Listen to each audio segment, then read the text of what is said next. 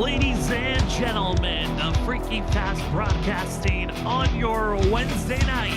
Tonight, we give you the coverage of the WSSR Cup Series Season 10, race number 10, as we are slowly inching closer and closer to the end of the regular season and the playoffs, just about a month away. The drivers here tonight get prepared to go left and right once again, as we've seen drivers trying to prepare for a course that's going to be tough to handle, but going to be a fun one to watch, as we are here at Road America, a track that drivers know it's going to be a blast. Speaking about it being a blast, we want to say thank you to today's sponsors. Race, it's going to be Norris's birthday bash at Road America, sponsored by Mom, as Norris's mom sponsoring this race for Christopher Norris, who's going to be having a fun time out on track, as he's going to be hoping for a fantastic race for himself, as he's just getting into the surfer now. And one of the notes, it is a smaller field than what we've seen these last couple of weeks, as a few drivers are participating in some other races, some stepping away for other prior obligations. We're going to see a small field. It doesn't mean the racing action is going to be slow. It's going to be a good one to watch here tonight again on Freaky Fast Broadcasting. My name is Sam Dyer. It's been a while. Welcome to the new year. We've got Richard Wolsifer with us in the booth for tonight. Richard, it is exciting the fact that we are here back road course racing. You missed the last road course that we had at the Red Bull Ring, but you're here for Road America.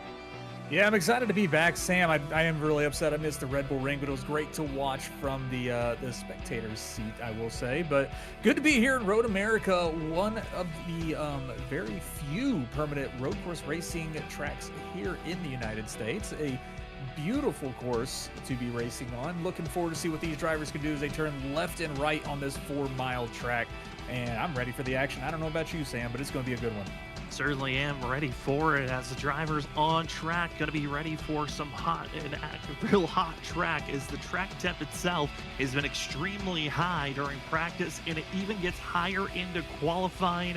Hearing temperatures anywhere from 119 degrees track temp up to 121 to start qualifying. So drivers gonna be dealing with a lot of slickness, lack of grip, and we're excited again to give you the coverage on Freaky Fast Broadcasting. This race gonna be 14 corners at Road America, and this track with qualifying in all road course qualifying attempts, these drivers will be given 10 minutes to put down their fastest lap, but still only 2 laps to do so.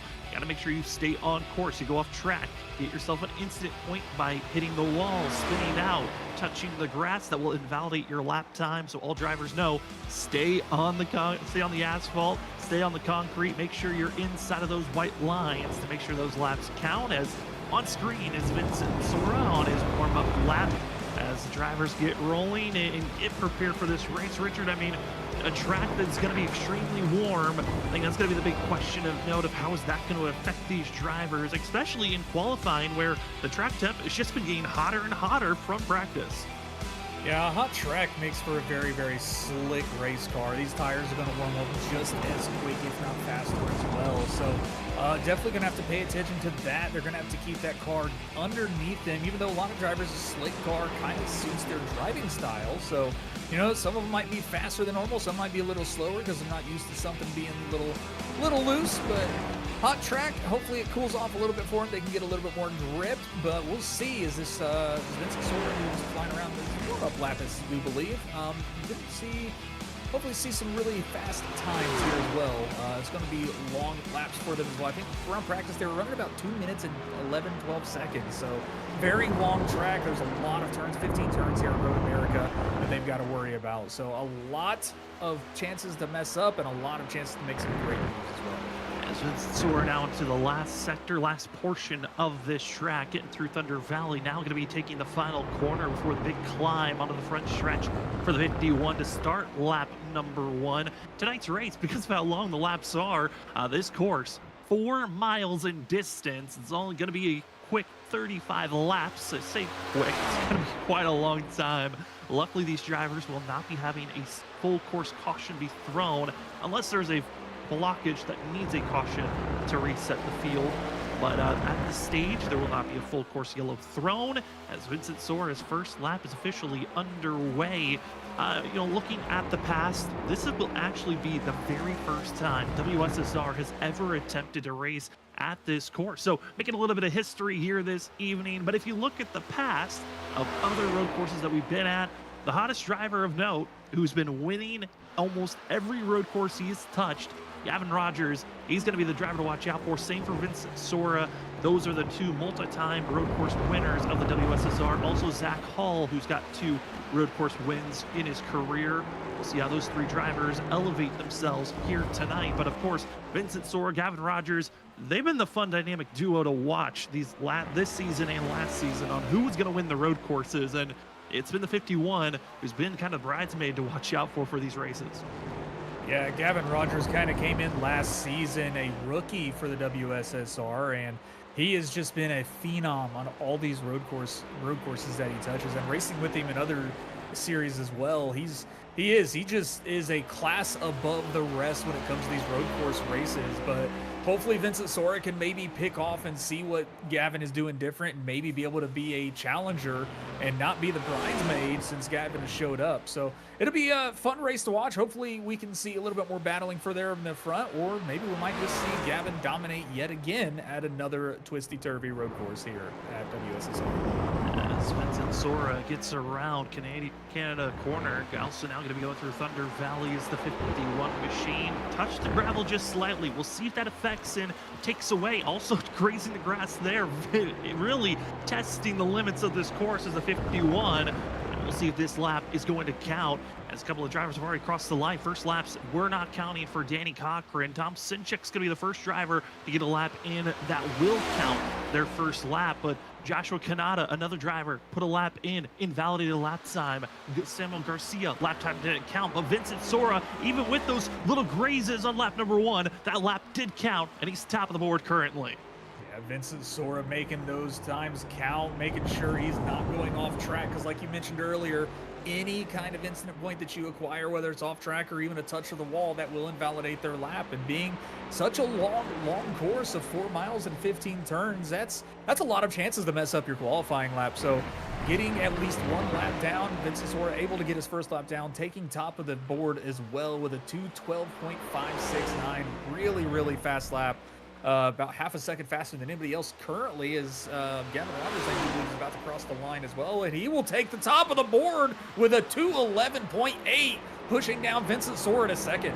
Well, you were talking about how it was a half a second difference. Why not 7/10 of a difference? Gavin Rogers really putting down the pace. Here's this driver that was around the top of the board during practice. There's Chad Wilkes. As also we were seeing the 00 Brian Noel struggling to stay on course. Noel, surprisingly, we were looking at this roster for tonight. Looks to be around 22 drivers expected to race here this evening. And Brian Noel will be the lone Lucky Ducks Motorsports driver, as the other Lucky Ducks drivers had other obligations. They're currently racing in the Dale Earnhardt Jr. charity race that's happening right now. So missing out on tonight's race. Luckily, there's drop races, so their chances of running for a make the playoffs not completely over, as this will count as their drop run. Looking at lap times, though, Chad Wilkes going to be 3rd on the board. Cedric Hunter, he's currently on his first lap, hoping for a good time for the 13 Hello Kitty machine as he's coming around the last couple of corners. But I mean, looking at this field, this was a worry entering tonight, was Gavin Rogers. I think the bigger worry was what speed were we going to see from the 75. Richard, I mean, I talked to him last night. He had not touched the track yet. He had just bought the track, and he is already proving road courses, doesn't matter which track he's at, doesn't need a lot of practice. He's going to be the fast one to watch out for. Yeah, it is insane how he can just jump into a track without touching it and just be top of the board right off the get-go. And I mean, I race endurance races with him as well, and he'll sometimes not even practice for the race and just show up like a day or two before the actual endurance race and still be topping our times that we've been practicing for weeks on. So Gavin is definitely a phenom, like I mentioned earlier, in these road course races. He just knows how to whip these cup cars around, and for a car that's not very stable, I guess you could say, on road courses, Gavin has figured something out as he's about to complete his second lap. We'll see if he can complete a faster than the first time, but Gavin is just, like I said, class above the rest. It's hard to beat him at a 2:11.4, a phenomenal lap for Gavin, topping his best first lap. And Vincent Sora probably was feeling happy. He was like, all right, I'm within 2/10, within 3 in now, you're back to over half a second. after 2 laps being completed between our top 2. Zach Hall and Nick Crawford also finding some pretty good pace. They're going to be about 7/10 off of our leader, as Danny Cochran, another well-known road course racer that we've seen on Monday nights in the ISRC Truck Series, able to find some good paces. Danny's had a very quietly good season. The last few seasons for this 2 machine, it has been tough to find good pace to run for a championship. Here this season, though, he's been having good runs. Currently enters this into tonight 11th in points with 2 top 5s, 4 top 10s, and the 2 open tonight could be another chance for another top 10 finish. We'll see if he could stay out on track, though, for maybe a top 5 if others find mistakes because of the fact of a majority of Lucky Ducks Motorsports not showing up here tonight. I think this is the best opportunity for a lot of drivers, Richard, to get their best finish of the season. Yeah, not even their best finish, but also this is going to be a great points day for a lot of these drivers with Lucky Ducks not being here. So, and it could be, a lot less competition for some of the other drivers as well. Drivers like Drew Jua, who is kind of known for starting in the back of the pack and making his way up to the top 5 very quickly. So him as well not being here, that's going to open up the door for a lot of other drivers to get, potential top 10 or even higher tonight. So a lot of drivers probably excited to see that, excited to have one of their best runs here tonight. So it'll be fun to see. Interesting drivers are going to be up further than we normally see them as well.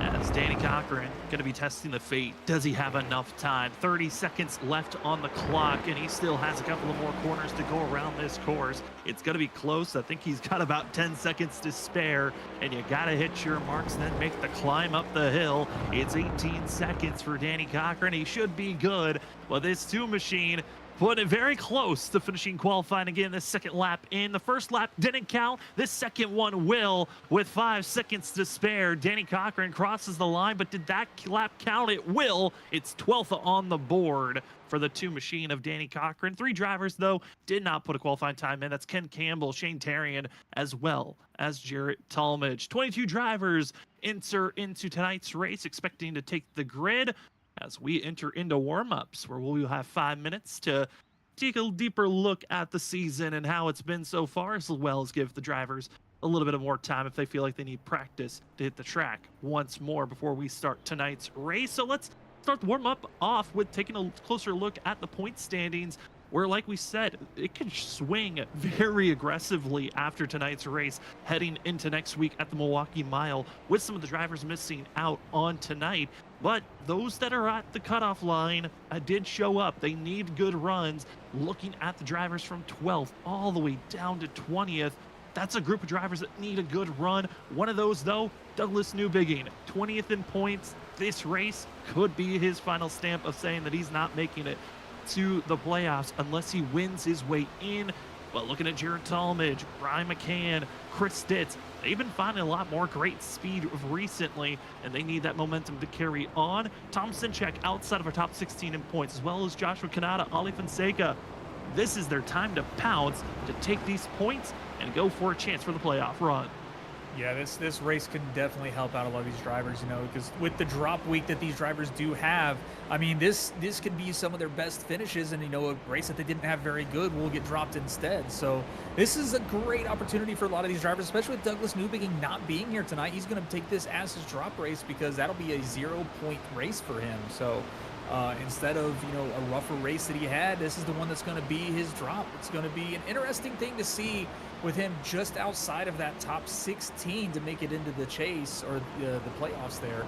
But a lot of drivers still looking on the outside looking in, but only just barely. And I know huge movers up the field as well. Vincent Sora still doing really well with his 1 win. He is up there in 5th with a rough start to the season. So he's definitely picked up his season up and kept moving forward. And that's great to see from Vincent Sora.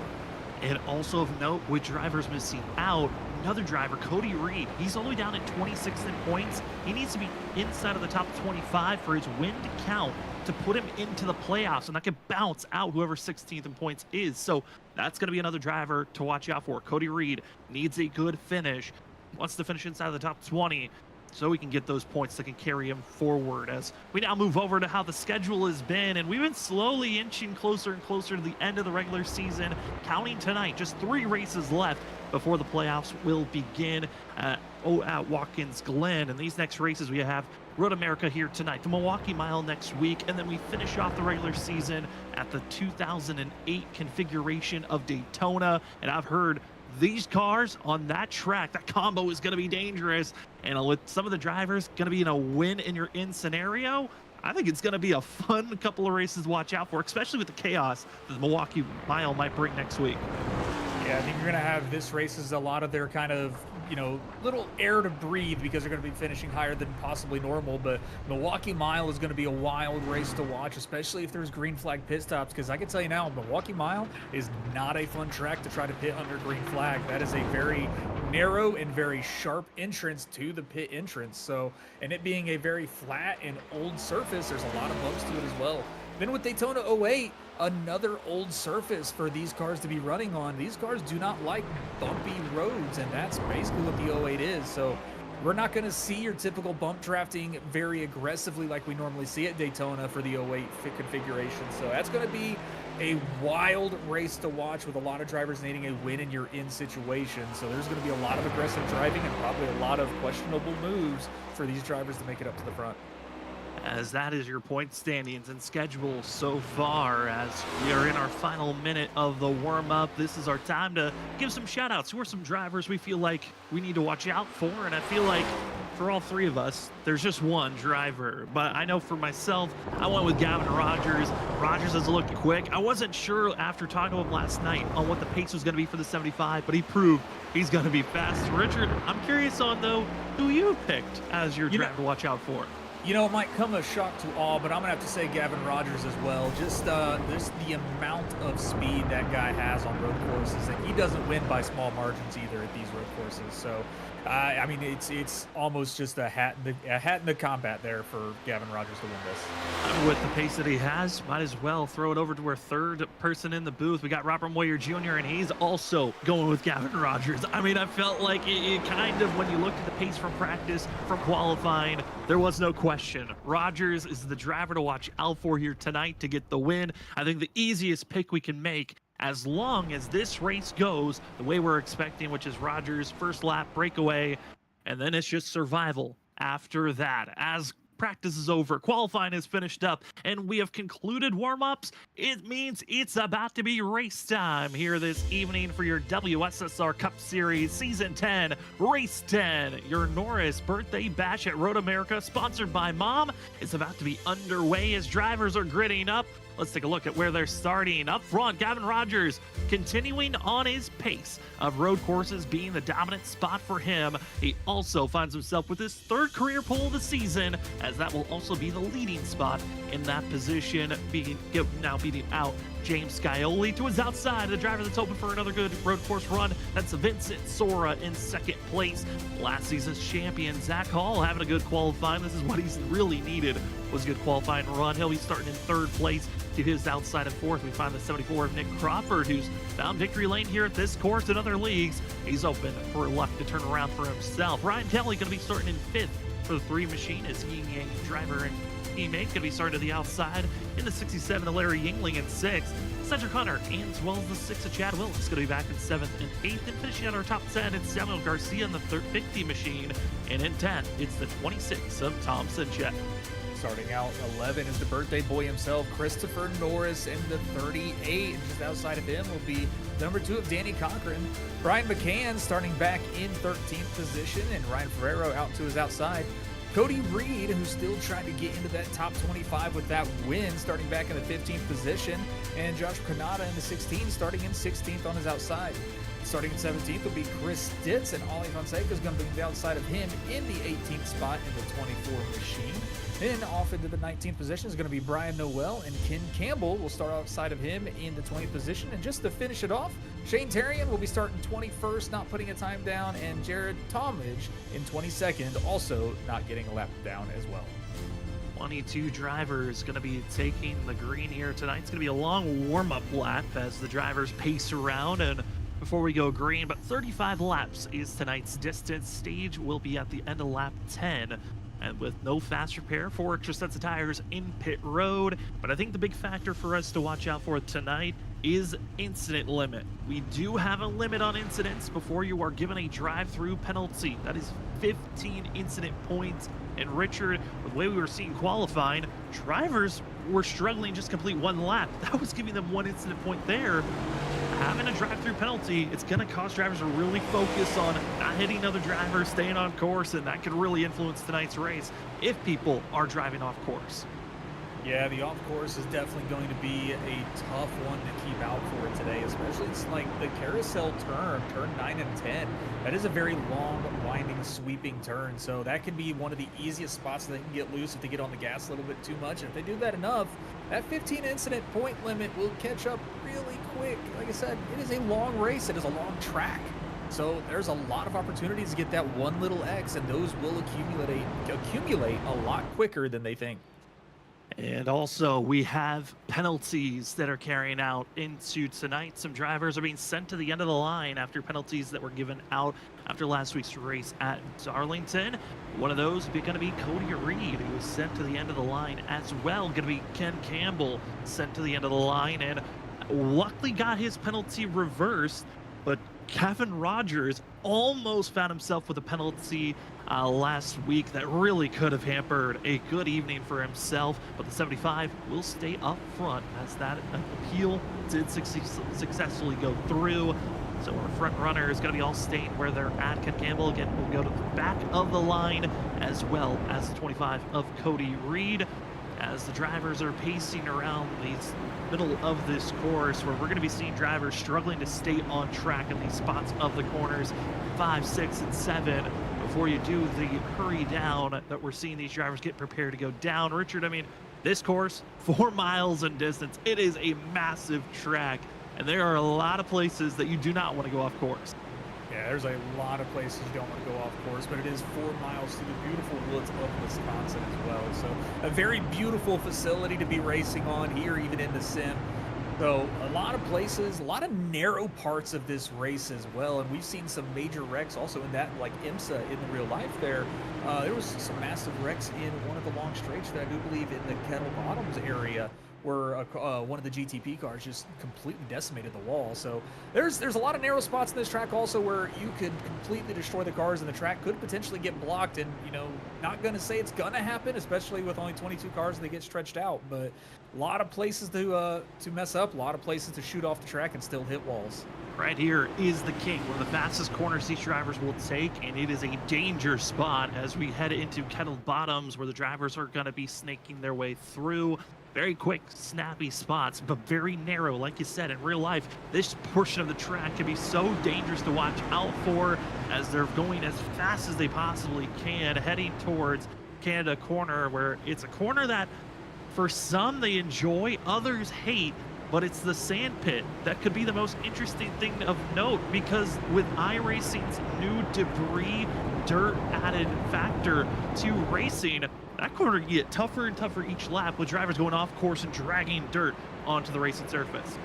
Yeah, that is one of the coolest updates I think iRacing has brought in, is the new debris update. So bringing gravel back onto the track will make these cars lose grip even when they didn't expect it from the last time they went around it. So we'll probably see a lot of gravel on the track tonight. You know, hopefully we don't. Hopefully they stay out of the field or out of the gravel, but we're getting ready to take the green flag here, Sam. Just like that, we're around the course and we're ready to start race number 10 for season 10. Your WSSR Cup Series, your Christopher Norris birthday bash at Road America, sponsored by Mom, is about to be underway. Gavin Rogers, Vincent Sora see the green flag as they roar down the front stretch, head to turn number 1. First hard braking zone of the evening. Drivers trying to find openings where they can space out and get on the brakes, but it's Gavin Rogers already clear and trying to pull away from the 51. It's side-by-side racing though from third on back. Turn 1 is clean and green for everyone. Exit of 2 though, already lockup from Zach Hall and a few others just trying to slow down on the downhill, and that gravity is not helping them as they now head down the long straightaway to set up for turn number 5, another hard braking zone for the field. Yeah, that gravity on that turn is just a killer. Sometimes they're going a lot faster than you expect, and you're locking the brakes up, but they're all lowing down, getting ready to take turn 5 here, and Gavin is still doing a great job keeping his lead. We got a little bit of a lockup there from, it looks like, Christopher Norris. Danny Cochran off track as well. Off track, so there it is, already starting to line up. Norris still getting a little loose up there, and these drivers got to worry about those off tracks. Don't, you know, 1X this early in the race, that's not what you want to see.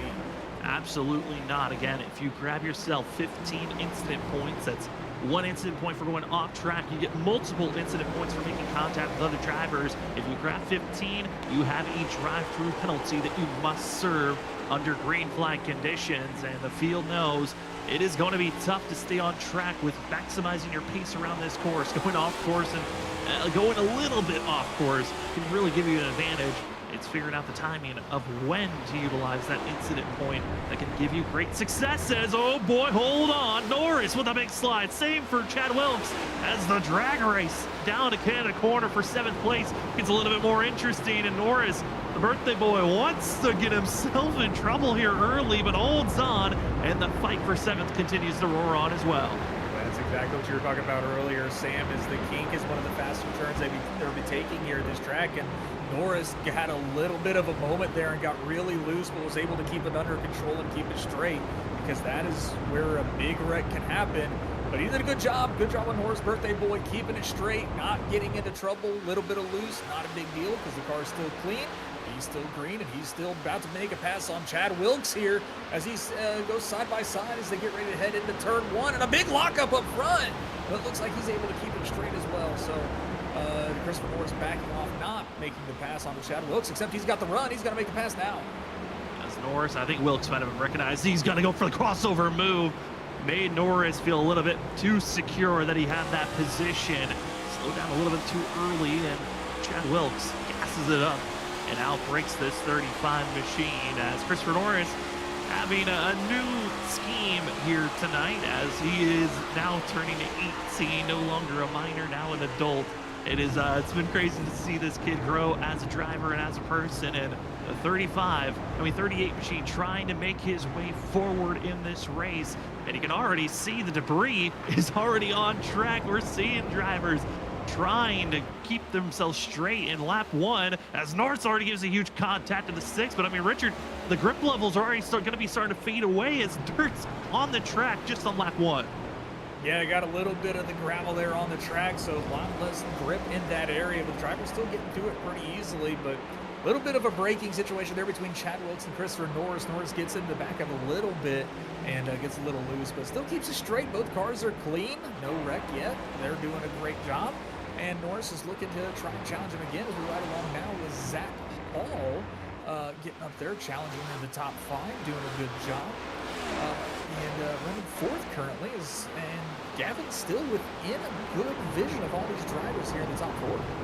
I think that's always a note of how does the race go for these drivers. I know if hot laps qualifying, you can have quick pace, but the race pace, how you can consistently hit your marks lap after lap, is always the fun thing to watch during road course racing, because there are so big leaps and bounds of a slow lap to a fast lap. Curious on how well Kevin Rogers can just pull away. Luckily, he's over a second ahead. The rest of the field, already some pretty big gaps being built up from 6th to 7th. Here's a decent gap. This is during the middle of the pack as Rogers puts down a 2-minute and 12-second lap time.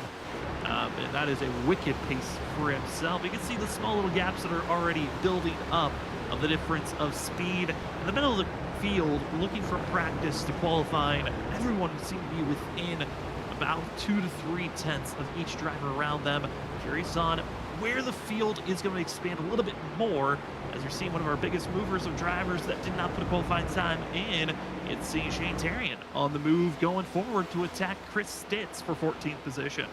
And Shane Terrian, just another one of those phenomenal drivers here in the WSSR, because he's the only driver in the field that is racing with a controller. He does not use the pedal and steering wheel that all these drivers use. So to see him coming up from the very back of the field and making all these passes on a controller at that is very impressive to see. And he is doing a great job putting down some good lap times and trying to catch these guys in front of him. and making the passes one by one.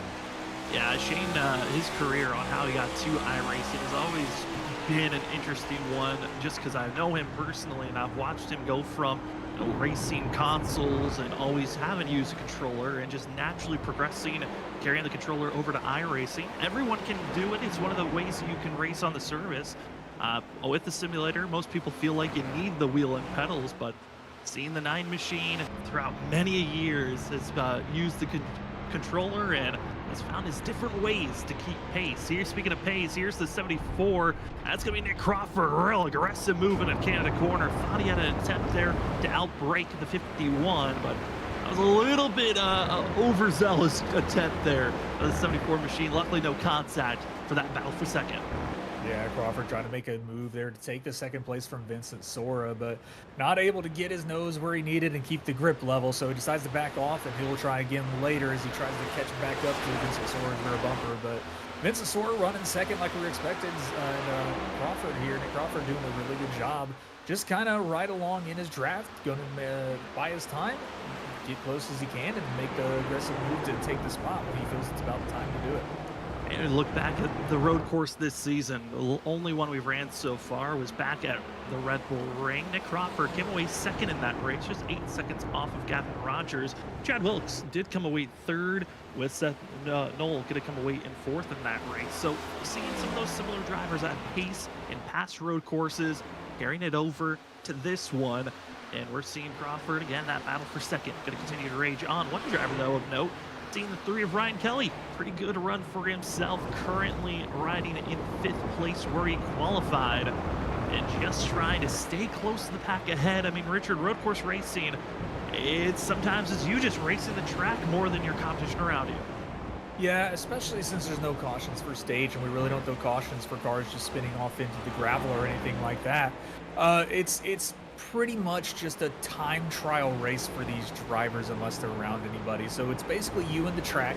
You're just trying to sit there, put down your best times you can while also trying to keep the car safe. And that's really all it is. It's a great opportunity for drivers here to learn how to drive these cars a little bit better and get a little bit faster each and every time on these road courses, because they do take a lot of time to learn these cup cars on these road course races, because they don't handle like your typical sports car that you see in like that of IMSA and things like that, like the GT3 series. So they handle way different. These cars are way heavier.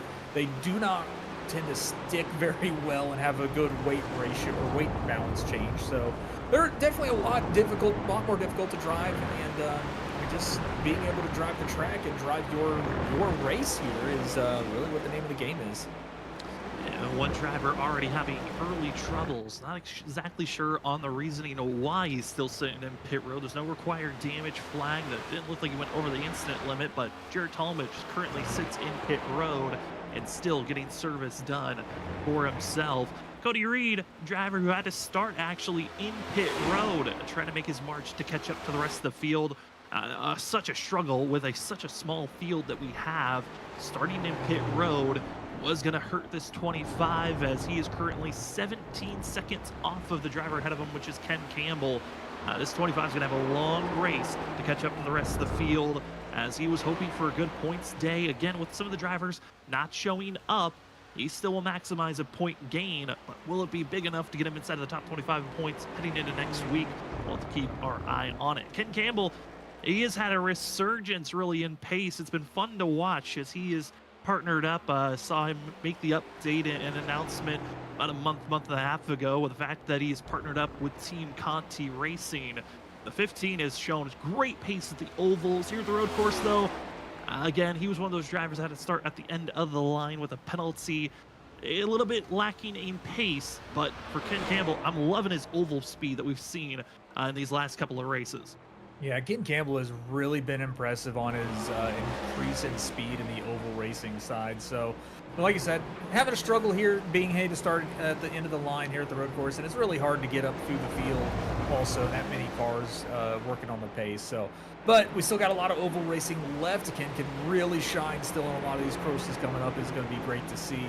But riding on here with Joshua Kanata, he's doing a great run tonight as he is currently running up in the 13th position, trying to chase down another driver, get another position, but Kanata having a pretty solid race right now as well. Joshua Kanata entering tonight was hoping to carry on with some good pace for the 16 machine. Again, driving with the Plankton SpongeBob crew, paint schemes that were made by Justin Forbes, as seen a couple of drivers that have been running them the last couple of weeks. It's been fun to see this paint schemes coming out, but side by side, Kanata, Tom Sinchek through Thunder Valley. That's not the place you really want to be seeing drivers stay side by side. Has to relinquish that position, set up for the front stretch. As Sinchek, oh, he hits the spone. No, big spin for the 26. Hit the rumble strip, and it just launched him straight to the wall. And Sinchek from a battle for 12th. Now we have to wait and see how much damage he has. Yeah, that is unfortunate to see. I wouldn't call that a commentator curse, more of a broadcaster curse, because we put the camera on Tom Sinchek and put him in the center of the spotlight as Kanata was trying to make the pass. But Kanata, another one of those drivers trying to get into the top 16, but Sinchek, unfortunate situation as he hit the rumble strips and just got a little loose. Looks like we're trying to get a replay up right now. But it's just unfortunate to see. It's just, that's one of the things you got to worry about when you're taking the car wide onto those rumble strips. It will upset the car and send it loose. And there he is, Tom Sinchek down pit road to get repairs done. There's his final landing destination, was in the tire wall. But he was trying to stay ahead, was pressured by Kanata, and then just hit the rumble strips, and it just launched him directly right into the tire wall. Went into pit road, gets service done. Another driver who also had issues on the same lap was the 00 of Brian Noel. Heavy damage, and both Sinchek and Noel have called it an evening. So that's just 2 drivers out of this race. Technically, you call it 3 with Jared Talmadge. That's just 19 drivers now out on course as we have finished half of the stage 1. Stage will conclude at the end of lap 10. As is currently Gavin Rogers with over a 2.5-second lead over this grouping of trio. Vincent Sora, Zach Hall, Nick Crawford, all battling for second place. And this battle for second place is definitely a fantastic race to watch, as there's a lot of trees in the way here. It's kind of hard to get a good aerial view of this fight, but these guys, they are real close to each other. This is going to be a great race to watch throughout these 35 laps here at Road America. These guys all have about the same pace. Zach Hall was able to get around Nick Crawford there, so now he's going to be challenging Vincent Sora here shortly. But these 3 drivers, about the same skill here on the road course, it seems, and it's going to be a battle to the very end for these guys. It certainly will, and we're going to have this battle for second place, and also the battle that's going to happen for 6th position is going to be a fun one to keep note of and see how that changes around. As, oh boy, Norris, Wilkes, they are not getting off one another, and oh no, the 6 gets sent off into the grass, into the gravel. See the tire pit wall as Ryan Kelly was slowing down into turn number 1. The 38 and 6 just could not get away from one another, and it looks like ultimately frustration boiled over. As here's the charge, climbing up through the hill on the front stretch. It's Chad Wilkes staying to the right. Norris trying to find an opening to get around. He's bump drafting, thought he was to the quarter panel, finally does, and then start bouncing off of one another almost into the pit wall, and both forgot where the braking zone was. Splits the 3, and it's the 6 with the most damage, but Ryan Kelly with the big relief that he didn't get caught up in their mess. Oh man, that was a fantastic drag race that turned into disaster down the front stretch there. Just door to door there between Chad Wilkes and Christopher Norris. Not sure why that transpired the way it did, but Ryan Kelly has definitely got to be having a little bit of shortness of breath, because that's a very quick gap gain from those 2, as Ryan almost got involved in that as well, and thankfully he wasn't from those 2 drivers. Looking at where the 6, Chad Wilkes still out on track. Doesn't have required damage, but he will fall from battling for 6th place now down to 11th. And it's with about 10 seconds off of Christopher Norris. We'll see if there's any gain for the 6, if he can run down that 38, see if that challenge evolves into something greater. But now the 6 of Wilkes, he's got to be careful with having Shane Terry and Samuel Garcia right behind him. Getting reports, I mean, looking at these tires, Richard, they do not look clear for the 6. He has got some major front end damage on the tires, and it is struggling, and it's showing on trying to get around these corners. It is difficult for the 6. Yeah, he's trying to stay out on track. Not sure. Yeah, he's just trying to get around the course as clean as possible, but he's definitely got some heavy damage on that left front of that Lucky Charms machine. And again, Lucky Charms machine, not very lucky tonight. Unfortunate situation. Hopefully he can get the pit road here and see how long the damage is. But it doesn't look like he's going to. He's going to continue driving. So he feels like he can control this car. Let's see how long he can last doing it. I mean, I would not suggest doing that because that tire is not pointing straight. I mean, the big thing for Chad Wilkes here is the fact that he does not have required damage. There is wheel damage, and iRacing will let you know in the cockpit with your iRacing spotter. Well, the fact of, hey, you have wheel damage, it's going to hinder you, you're going to have a lack of grip, but sometimes it doesn't give you that required damage flag that forces you to pit road. And for the 6, doesn't have that flag, so he can stay out on track as long as he wants. It's like you said, it's up to his fate and how much does he feel like he can keep this car under control. And currently, he's able to keep ahead of Shane Terrian and Garcia. But I think for the both of them, they might be in a worrisome spot of how aggressive do we want to race around a 6 that doesn't look as clean. As trouble looks to be striking for further up ahead. That's the 3 of Ryan Kelly going off track for a moment. That gives away 5th place to Christopher Norris. Christopher Norris able to take 5th place now in the top 5 due to a small mistake by Ryan Kelly. But huge off track from him as well. He went way off into the kitty litter there in the gravel. So that kind of allowed a few drivers to get by. It was Christopher Norris and Larry Yingling and Cedric Hunter all able to get around Ryan Kelly. So small mistake turned into a huge loss of track position. Brad McCann going to be trying to find a way to get around the 3 machine as well as see Cedric Hunter, Larry Yingling, both trying to push their way forward. Loving the fact that they can gain these extra positions as Brian McCann going to get a few more spots if possible. For the 8 machine enters tonight 15th in points, and the way that Cody Reed could be gaining on points in positions, he could be turning into the new cutoff driver, and every position matters because we're closing in to the end of lap 10. That's when these drivers will be having their stage ending. Top 10 drivers at the end of lap 10 will get stage bonus points. And this 8 knows another spot. Instead of just 2 points, they'll get 3 at the end of the stage. Every point matters, every position matters, so just 2 more laps to go. Brian McCann has got his eyes set on Ryan Kelly and hoping he makes another mistake or he can just drive a little bit quicker and a little harder into these turns to be able to set him up for a pass. But that 1 extra point can make a difference when it is a cut line matter for the playoffs, and Brian McCann has got his eyes set, trying to find out when is going to be the best time. It's a little bit loose there in front of him as he goes a little wide, but still has a really good run off the turn, is able to extend that gap from Brian McCann as they go down this really long straight over the Moraine Street. And as we continue to watch this battle, action in the back, have an update for the 6 machine. Chad Wilkes has officially gone into pit road. We'll keep an eye out and see when he decides to leave pit road and how much damage he has accrued after that contact with Christopher Norris and heading into the tire barrier wall off the exit of turn 1, on the entry of turn 1, excuse me, as the field continues to race on. It's to the 8 of Brian McCann. Can he catch up and gain any more positions, or will the action truly just be for our top 3? I mean, our second, third, and fourth battle of these 3 drivers, as Zach Hall, a slight wiggle, trying to find any way to get by this 51, as he's already gotten by Nick Crawford. It's now, can you get by Vincent Sora, which before Gavin Rogers joined the WSSR, this was the original trio of who would win the road course, and it seemed like it was always Sora, Hall, and Crawford.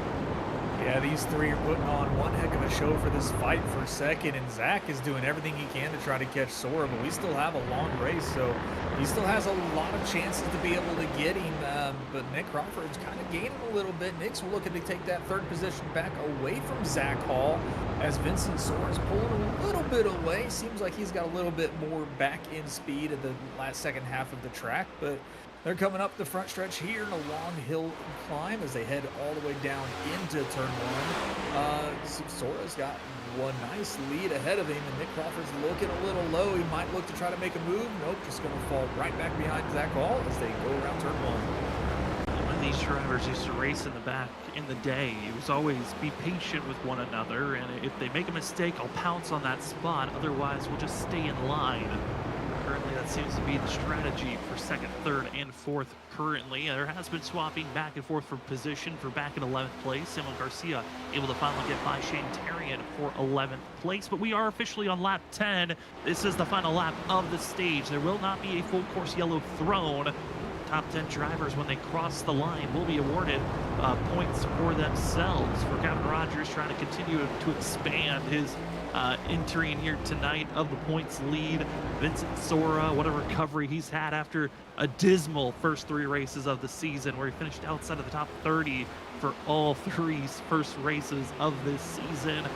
Zach Hall loving a good run. He wants these points to reset himself before the playoff push. And I mean, Rogers doing exactly what we expected.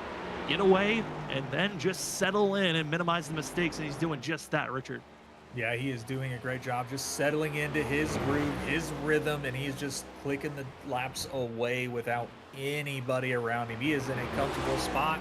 Doesn't really have to worry right now about anyone behind him. That could change later with one mistake. So Gavin, as long as he just keeps his head straight, keeps that car on track, and doesn't make any mistakes, he's pretty much smooth sailing for the rest of the race here at Road America. And he's doing a really good job. Not really hardly any mistakes we've been seeing from him. Still a decent lead, 2.5 seconds currently from that of Vincent Sora. So they're not totally out of the picture yet, but Gavin does extend that lead little by little each and every lap. He certainly does. The battle for third is still raging on, but climbing up the hill, it will be Gavin Rogers going to be taking the stage win. And that's 10 bonus points on top of all the other bonus points and where he is running currently. That Gavin Rogers is to take for himself. The battle for third will be crossing the line. It goes to Zach Hall. Nick Crawford will take fourth. Other battles potentially for position will not change. Your top 10 where they run right now is the points that will be given out. That last point going to Joshua Kanata. Again, congratulations to Gavin Rogers. And for us, 11 laps into tonight's race. It's been a fun one to give you the call as we will take our first commercial break of the evening. Rogers is dominating, but can he keep it smooth for the rest of this run? We'll find out as race 10 of the season. It's Norris's birthday bash at Road America, sponsored by Mom. We'll see how this race concludes as we'll come back right after this.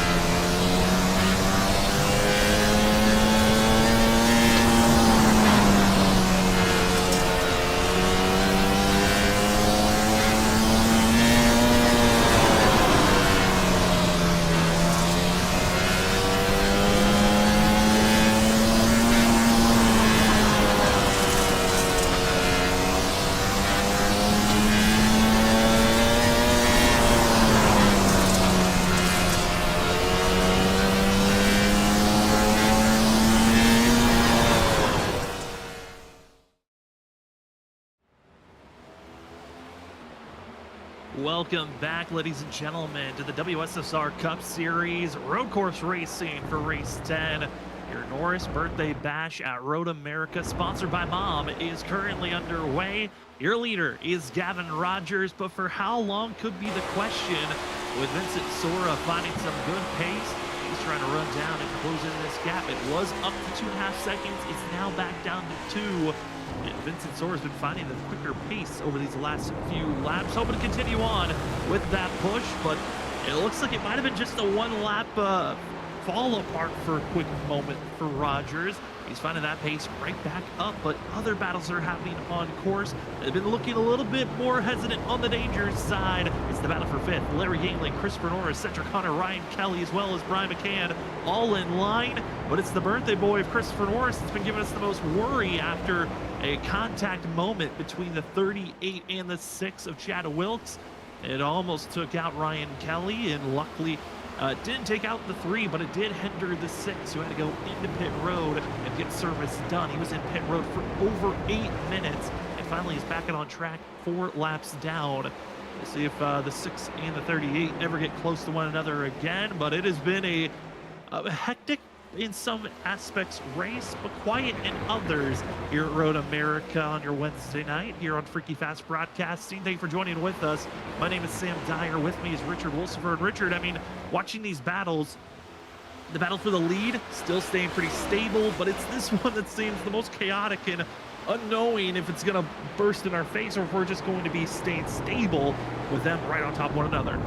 Yeah, that's for sure. As you see Cedric Hunter there get up in the kitty litter there a little bit, but still keeping it straight. Just one tire out there, not a big deal. But yeah, this group right here has definitely got to be the group of chaos, as you can say, with the crazy situation we had earlier with Christopher Norris, who also almost took out Ryan Kelly in that situation. It was a very strange moment for sure. A lot of tempers were flaring there at that point, but we don't know what's really going to happen here if they all get close again. So, but they're definitely providing some great action as Norris has got his eyes set on Larry Yingling, trying to take that 4th position for his birthday race tonight. But Cedric Hunter sitting there kind of in the shadows looking for an opportunity. That's where the closest battling is happening. This is our second closest battle on track. Currently it's Samuel Garcia on the 50, the 9 Navy machine of Shane Terrian, as well as having behind him Danny Cochran. That's just about a 1.4 seconds back. Danny having early troubles, but trying to recover as much as he can. He's just one position off from where he qualified, and honestly, with the first lap disasters that Danny had, a Big Wiggle might have had a little bit of a commentator's curse moment. Thankfully, his race has been over. But, I mean, when you have a first lap that sends you all the way to the end of the line, then you're taking all these positions back slowly but surely. It's going to be a good feeling for the two to know he's almost right back to where he started. Yeah, Danny Cochran, a little bit of an issue earlier, and like I said, almost a commentator's curse, but doing a good job still maintaining the car, keeping it clean. That is the biggest thing for a lot of these drivers, and just keeping it clean so they don't have to take any repairs and go laps down. But he's doing a pretty good job here, just kind of driving around, keeping the car straight, and just driving his line, trying to figure out how he can go a little bit faster and try to chase down Shane Terrian.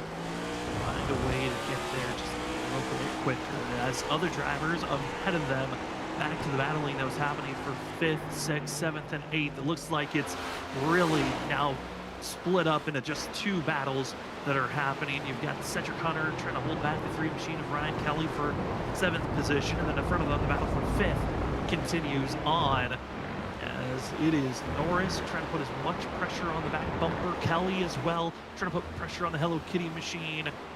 Seeing the 67 of Larry Yingling just hitting his marks and kind of putting all of the sights on the 38 behind him of Norris. If you're going to get by me, you're going to have to do it your own way, because a mistake is very rare to see from Larry Yingling.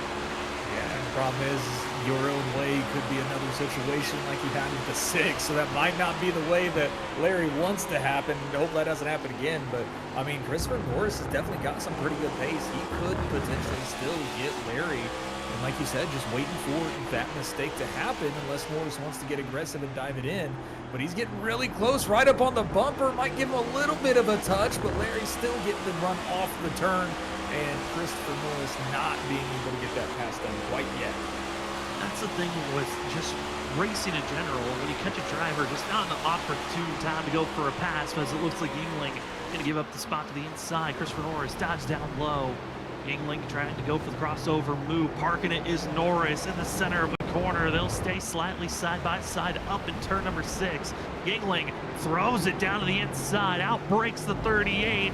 And for a moment, Norris at 5th. Yingling takes it right on back, and that's the opportunistic moment you're looking for of, okay, maybe I fell off, but it takes that spot right on back. Norris thinks better of trying to take the pass down into turn number 8. Instead was set up for the carousel, where the drivers will take the long right-hander, where Yingling's going to be trying to stay low, carry the momentum, while Norris, on the other hand, trying to set up for the better run before they hit the kink. Yeah, and a great crossover from Larry to take that spot right back away from Christopher Norris. And Norris, good job of trying to park that car in the middle of the turn to keep Larry behind him, but just not as perfect as he was hoping to. Larry got underneath him and then outbroke him in the next turn. He even fished out a little bit, but these two are going at it, man. They are taking swings left and right at each other, trying to get this position. And Christopher Norris is giving everything to try to get around Larry. Certainly is trying. They saw that lock up by Larry Yingling, and Norris thought maybe there was a chance. Instead, stays in line. It was set up for the long front stretch where the draft's been important. Yingling, though, trying to slow up any momentum. The 38 might be setting up for, and Yingling gets the run. Try and get the spacing before the draft kicks in once they get to the top of the hill. And the 38 is going to have a drafting moment within 2/10. This is close enough to go for a dive bomb move in turn number 1. Will Norris take the opportunity? Does it not look like he's close enough? Backs off for now. They hit the braking zones. You see those cones helping drivers know where they need to slow up and hit their marks. But as Norris, turn 1, still in line. This is where he had a chance to dive it down low and go for a pass. Another huge lockup by the 38. And just not close enough for a passing move. He'll set up for another attempt here as we head to turn 5.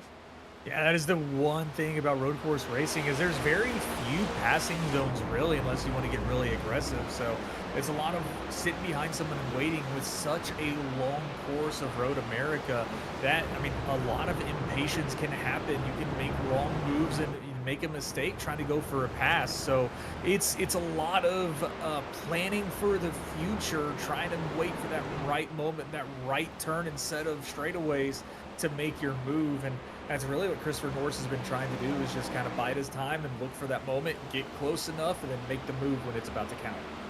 And I'm looking at track right there on that shot. You might see a car at the tail end. That's the 6 of Chad Wilkes. He is closing in on this group. And I was looking at the pace. Chad Wilkes is running just as fast, if not faster, than our leaders. He got fresh rubber. He was able to get his damage repair done. I mean, Richard, we might have a little bit of fireworks building up, and we'll see how the 6 wants to retaliate on trying to close in on this gap in this pack that he once was leading and now has to find a way to get through. First driver he has to get by, though, is going to be the 8 of Brian McCann. But as Christopher Norris continues to battle Yingling, I'm curious if he even recognizes the fact that the 6 is closing in on this back. Yeah, I think that's one thing that Christopher Norris has definitely got to hope to pay attention to, because Wilkes is on a tear right now. He is on a mission, it seems like, whether that's just to prove he's faster than some certain drivers, or if he's got a little bit of some fireworks for someone ahead of him. But Christopher Norris is going to pit. He's going to just let that fly on by and not even deal with it. But Christopher Norris coming into the pits to not deal with that any longer.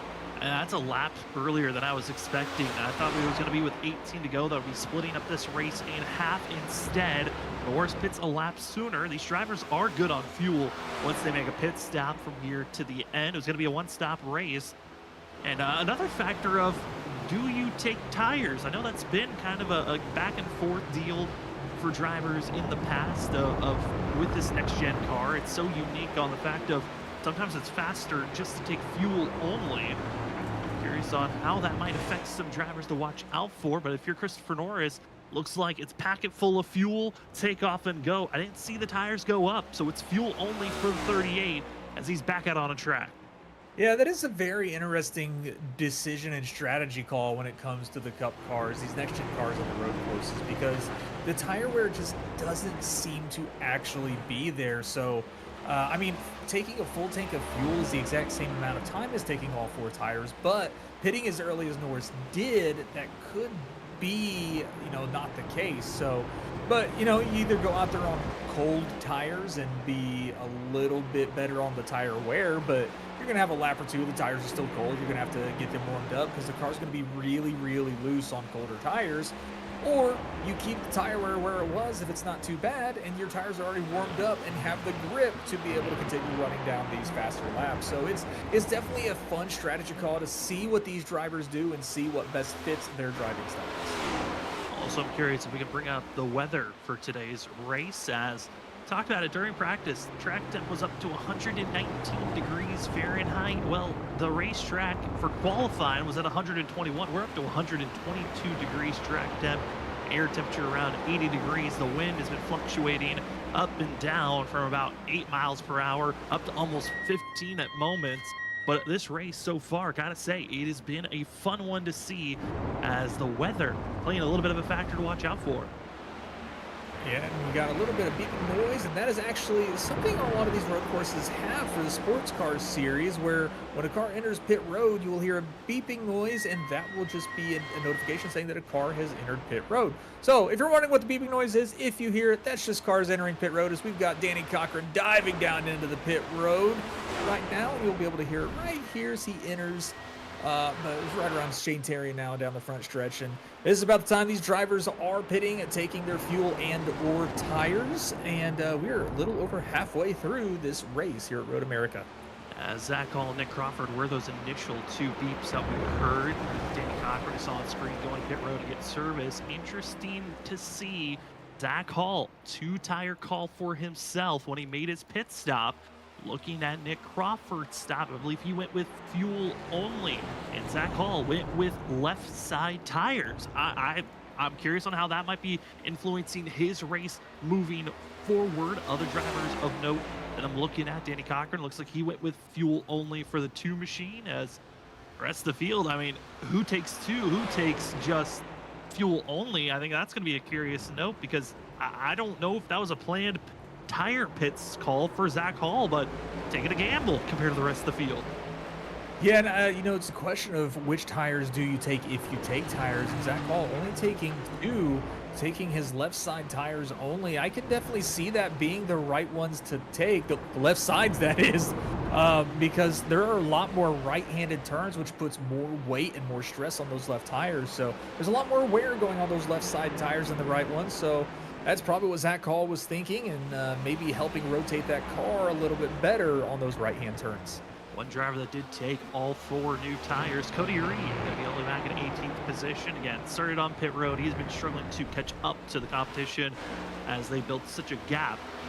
All 4 tires for the 25, as Nick Crawford able to get by Shane Terrian in the 9 machine, as he is going to be trying to keep ahead of Zach Hall. And with Hall taking tires and the timing of leaving pit road, it looks like Nick Crawford, big gainer there, as Hall was right on his tailpipes entering pit road. It is over almost 8 seconds between Crawford and Hall. Hall had a big loss of time there with this stop, as now Vincent Sora getting service done for the 51. Yeah, Vincent Sora now diving into the pit road, getting some service done, but that is a huge time loss for Zach Hall. That's not what you want to see, especially when you've got no caution flags coming out on this track. Oh boy. But we got Chad Wilkes and Christopher Norris. This is going to be interesting to watch, as Chad Wilkes has now got in the sights of Christopher Norris, and I wonder if Norris, he's definitely got a notice now, and what is he going to do if Chad Wilkes catches up to him? I mean, these are those moments where we're hoping we don't see calamity happen, where a driver tries to build retaliation at one another. But if the wreck that you were involved with was drivers beating and banging off one another, and then you had to split a driver and it ruins your race, I mean, you're expecting that there might be retaliation, as Christopher Norris maybe feeling the pressure, finding some mistakes as he slips away and allows the 6 to close in the gap. A couple of other drivers that are making stops and leaving pit road. Ryan Ferraro as well as Chris Stitz getting service done for themselves, but the 6 is closing in ever so slightly. It's a driver who's 4 laps down compared to one that's battling currently in 11th place. Could be a top 5 finish if Norris is able to survive this what could be calamity moment between these two drivers. Yeah, this is definitely an interesting battle to watch. It's not even for position. It's just a repeat of what we saw earlier when these two got together on the front stretch going into turn 1, almost involving another driver who was a completely innocent bystander. So where Christopher Norris, he kind of got the good end of it, was able to get up to the 5th position fighting for 4th, where Chad Wilkes, it basically ruined a good race he could have had. He's 4 laps down. So I mean, it's going to be interesting if Chad Wilkes is, if he's still a little angry about that. I don't see what driver wouldn't be. They don't really forget things like that very quickly, but is he just going to be respectful and not cause anything, or is he going to show some frustrations? But fireworks definitely could be firing off here shortly, as he is still trying to chase down Norris, and Norris doing everything he can, trying to get away from Chad.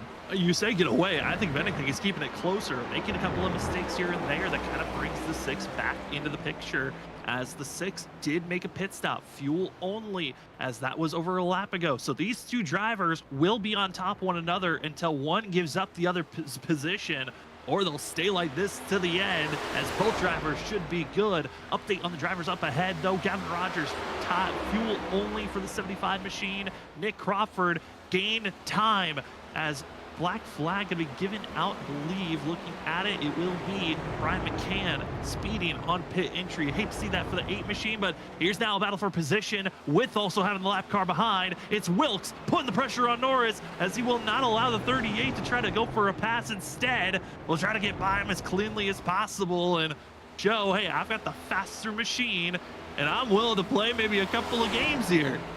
And Norris had a little bit of a run there. They stay side by side. Maybe this was Chad Wilkes' plan, but he's not allowing Norris to be able to battle Cedric Hunter for position as they dive into the turn here. Chad Wilkes still on the outside. They're still side by side. Chad finally falls in behind. Norris gets the head.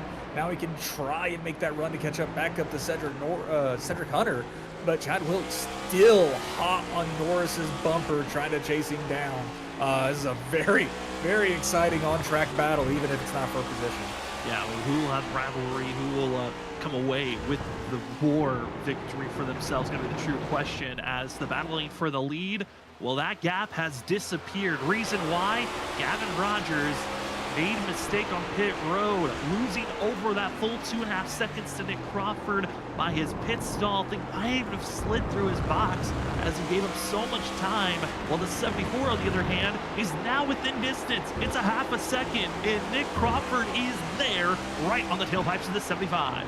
Yeah, it's the first time except for the start of the race, but Nick Crawford having a moment himself, goes off the track, and now Gavin, it also looks like the 00 also off the track. No, that was Vincent Sora, also off the track, followed each other off the final turn to the front stretch, and that will give Gavin a 4-second lead over Crawford and Sora. What could have been a challenge for the lead is now a dream in the past.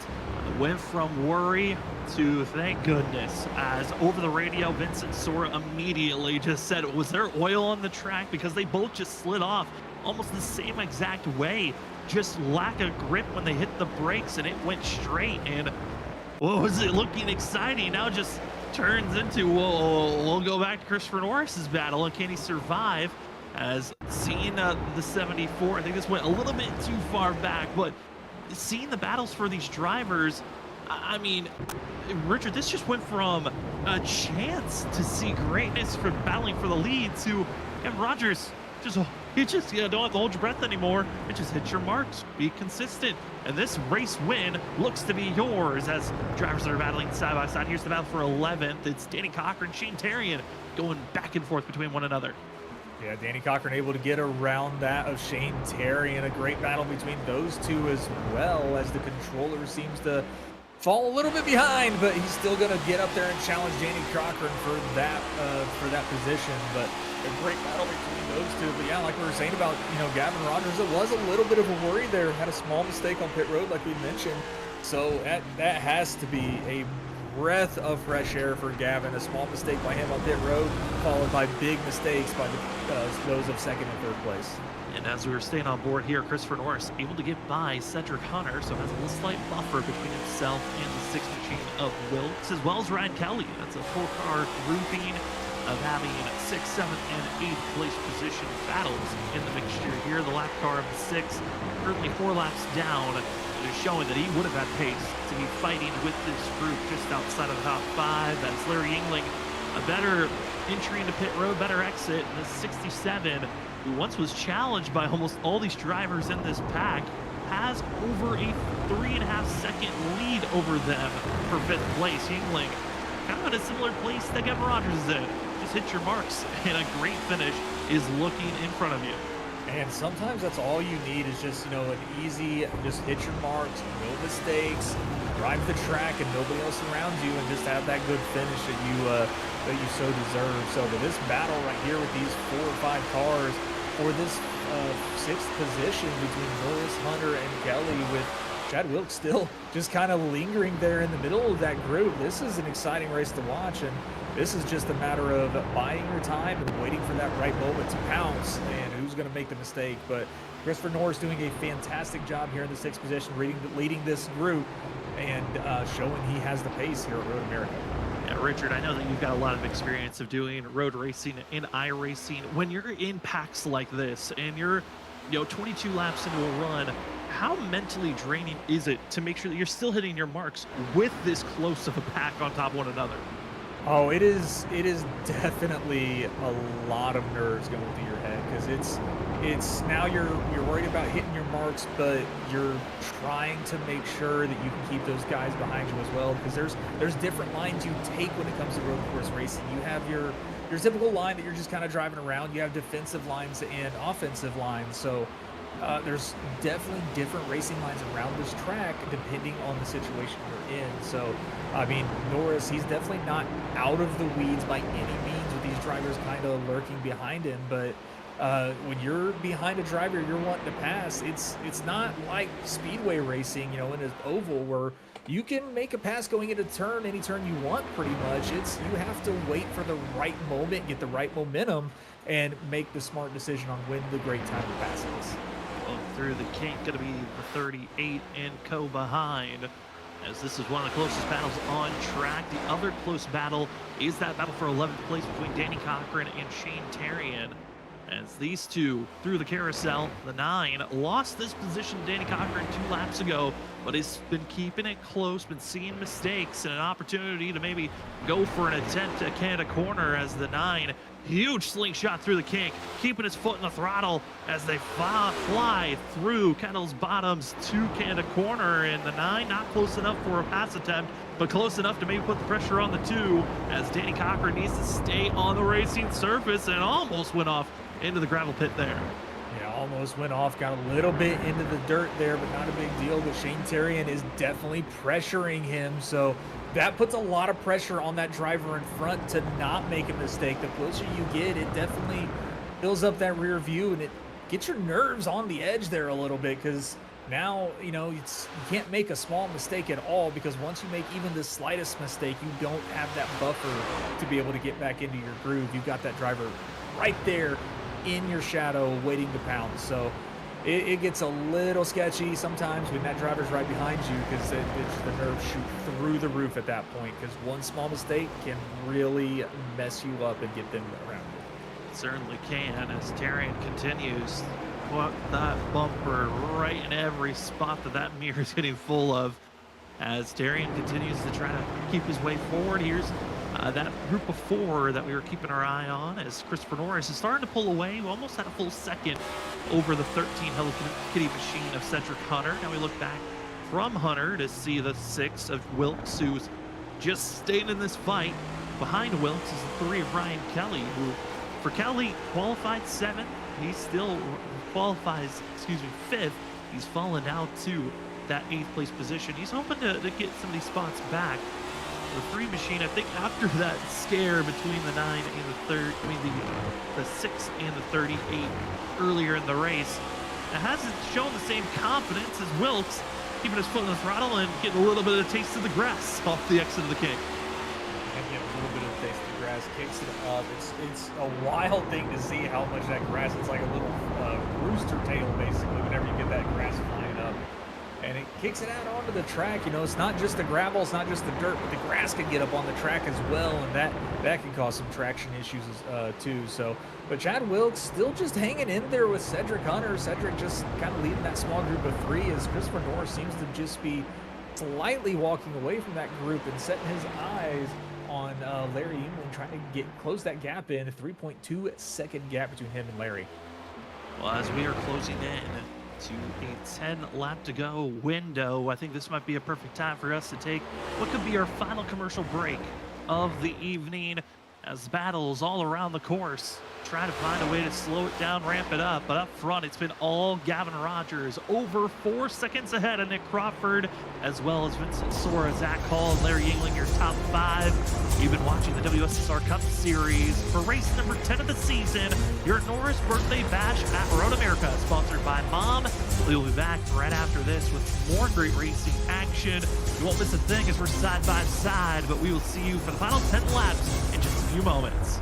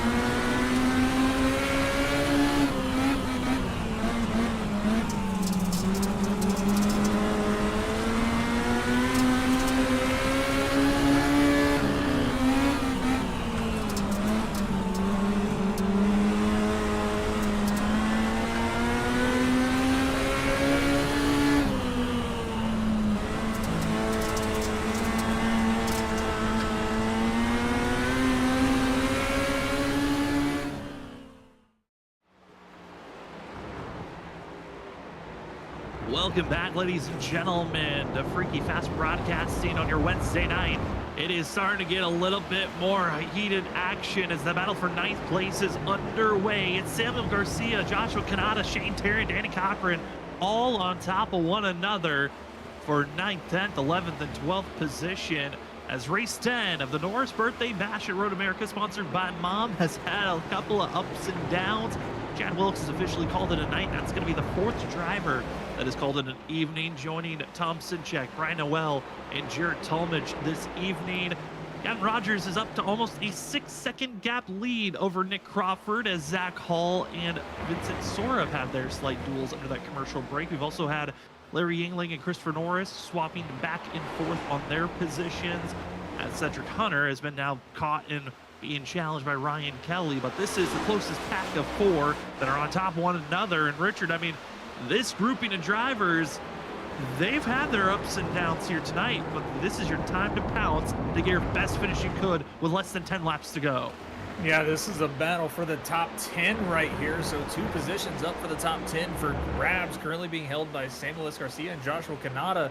But Shane Terrian, who has been having a phenomenal night still, with the exception of starting in the back of the pack, he is ready to pounce, get back into that top 10 and have a fantastic finish to this race. But these guys just kind of riding around in a line, waiting for the moments like we've been talking about basically all night, just kind of waiting for that right moment to make your pass. But these guys spread out a little bit down the front stretch, but then they accordion right back up into each other.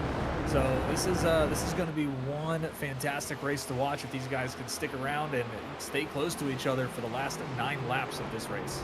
Garcia's trying to find spacing to get away from Kanata and Terrian, as Terrian's trying to find a spacing to get by the 16. At one moment, Terrian was battling Danny Cochran, now has gotten by the 2 and setting his sights on 2 more positions. We also want to say thank you to 2 of our amazing sponsors. I want to say thank you to GTR Simulators. Head over to gtrsimulators.com and use the promo code WSSR to get yourself some great simulator products, as Kanata takes that chance. Garcia overshoots the retaliation shot, goes away as the 50 machine. Cochran into the 50 as beating and banging for these positions are underway. The 50 is willing to muscle his way to hold on to at least a spot here, but doesn't look like it's going to be the case. Instead, Terry and Kanata, they'll say thank you again for that position, but the drivers are going off the course. It is a struggle to stay on track currently, as both Kanata and Garcia both went off there. Yeah, and that's where it is. The small mistake. The Kanata able to get the heavy braking to get around Samuel S. Garcia, and then Samuel just overshooting his braking zone and just got in the back of Kanata just a little bit, kind of shot him off the track and letting 2 more cars by. So one small mistake turned into something that just kind of snowballed into worse. So now that knocks him out of the top 10. And now he's got to make all that ground back up and chase these drivers down and make the passes himself as well. So he's still not completely out of it, but he's got to find some pace and get back up to these guys and get in position. Great for storage, great for quick release and setup. Go to GTR Simulators to see their wide range of products, as well as their partnership with the state F1 team, Kick Sauber.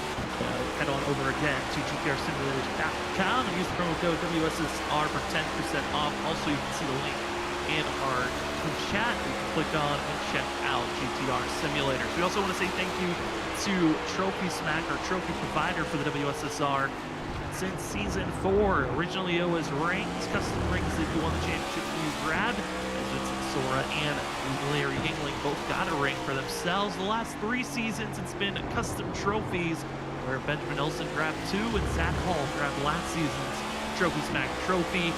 And I want to say thank you to Trophy Smack. Go check out their custom pre-made. You can customize or get pre-made championship belts, rings, trophies, or you can go customize and find yourself with a Wall Smack product.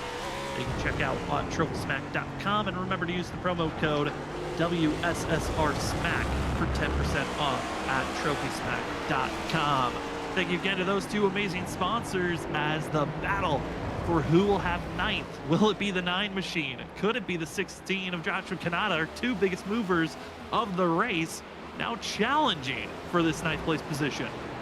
Yeah, Shane Terrian up there challenging for the ninth place from Joshua Kanata, but we also have another driver challenging for a top 5. Christopher Norris has caught Larry Yingling to try and get into the top 5. He is right there on his bumper, and now Christopher Norris is just waiting for the moment that Larry makes a small mistake. But as we mentioned earlier, Larry is a very, very consistent driver, so it might get to a point where Christopher Norris has to make an aggressive move and put himself into a spot to make Larry make a mistake. And can he do it? We'll see as they drag race down the front stretch. 7 laps to go for both of these drivers, and we're exactly back to where we were before pit stop started 12 laps ago. And Christopher Norris was right here challenging the 67 before making the audible call to pit earlier than anyone else out on track to top off on fuel. It's worked out so far to get back into this position, but it took him 12 laps to finally get to the rear bumper of Larry Yingling. I mean, Richard, that's a long time. There's been a couple of great battles that Norris has gone through, while Yingling has been racing by himself, protecting his tires and slowly keeping his way ahead of this 38. I'm curious on the difference on tire heat factors of how aggressive Norris has been running compared to Larry Yingling. Who's going to have the true advantage here with these final 7 laps of this run? Because it seems like Yingling, he's going to run his position on track. It's now down to Norris to make the pass like we saw earlier. Yeah, exactly. And the thing is with Norris, it might have taken him 12 laps to get up here and fight with Larry Yingling, but he's had to battle his way through cars as well, having to get by those of like Cedric Hunter. And then he also had Chad Wilkes chasing him down at one point in time, which was kind of getting into Christopher Norris's head. And he was making small mistakes that way, trying to stay in front of Chad. So, I mean, it's taken him a while to get back up here, but he's back up here. And now it's just a matter of if he can make the aggressive move and put him in the spot, like underneath or going into a turn, or outbrake Larry. So we'll have to see what he can do. But tires, what is the difference? As he has a little bit of a moment there, gets a little loose coming out of the kink, going down the Canada straight here, down to Canada turn. So tire wear, I wonder if that's going to be a big factor for these two. Heat for sure, wear not so much.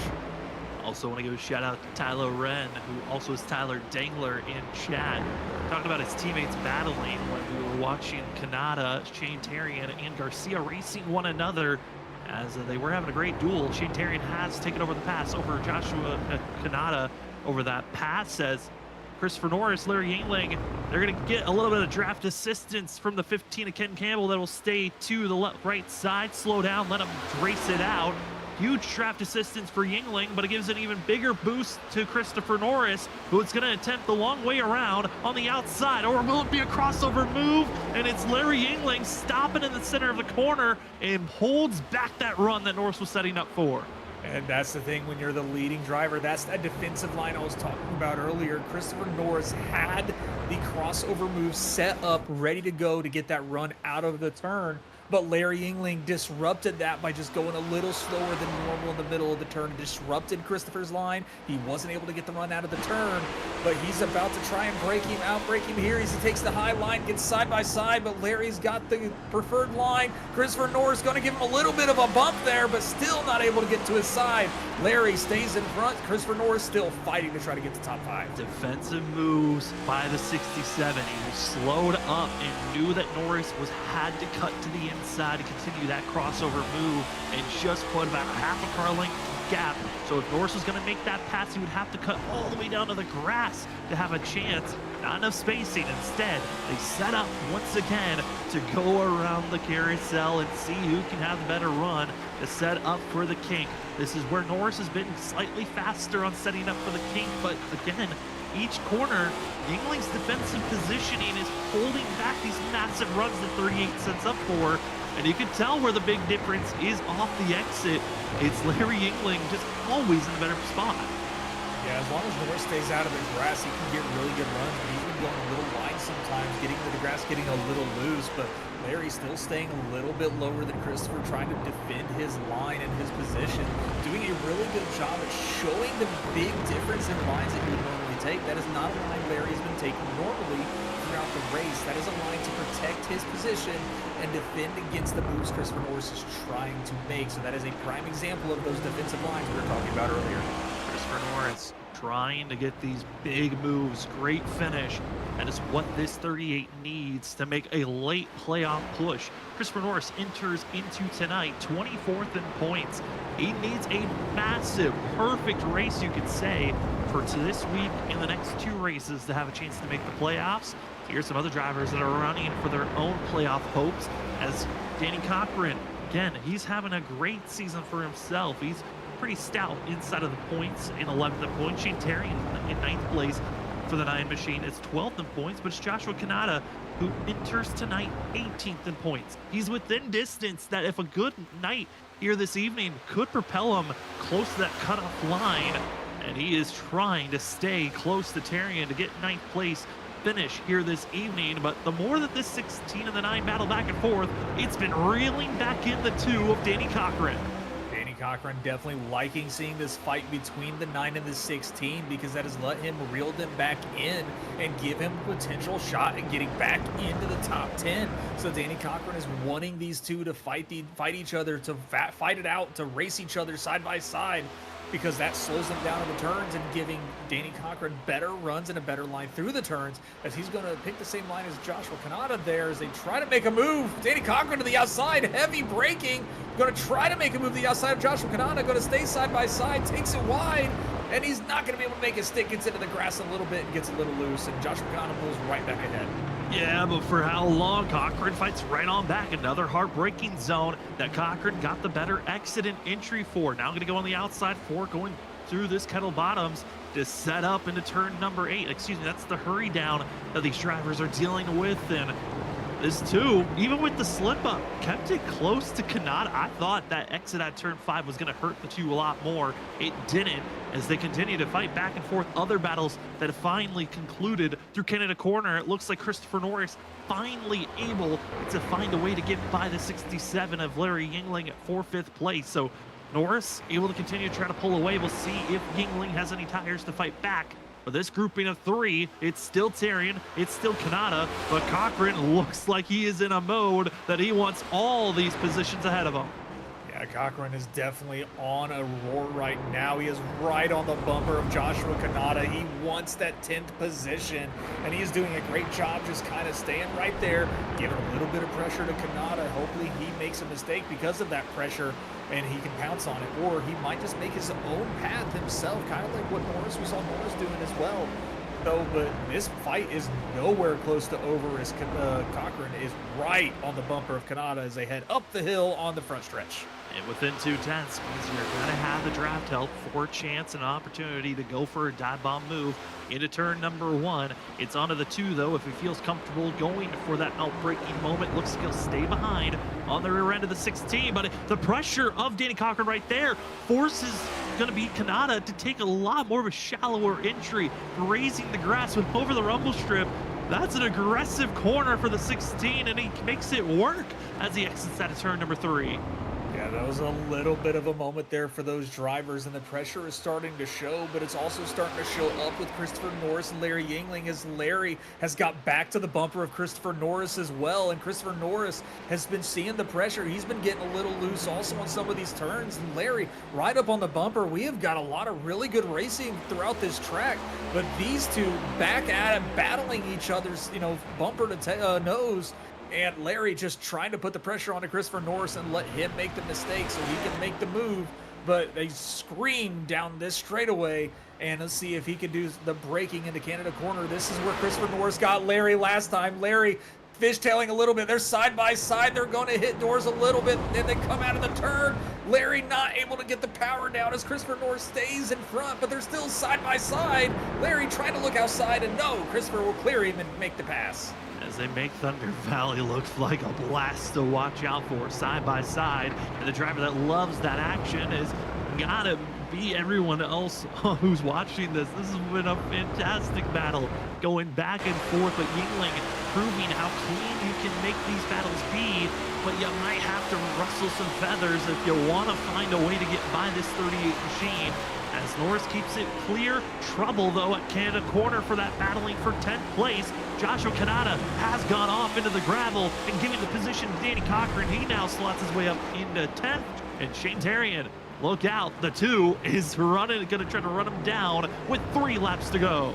Yeah, and that's the pressure that Danny Cochran was putting on Joshua Kanata, and the moment happened, he just overshoots the turn and off into the gravel, allowing Danny Cochran to take that 10th position, and now his sights are set on Shane Terry, and will he have enough time to chase him down as we've got 3 laps to go in this race? But these two still battling it out. Christopher Norris with a little slip up. Larry's going to get around him, and he's going to clear him. Back to 5th place for Larry Yingling as he squats up as well. Lock up for that 67. Norris sees an opportunity. A little wiggle off the exit of the corner, but they continue to stay nose to tail. Yingling overpowers for the pass at turn 5, but Norris sees that there's still a chance to fight on back with those little lockups here and there, and gives the 38 for a little bit of a fresh air, a breath of fresh air, that his fight is not over yet.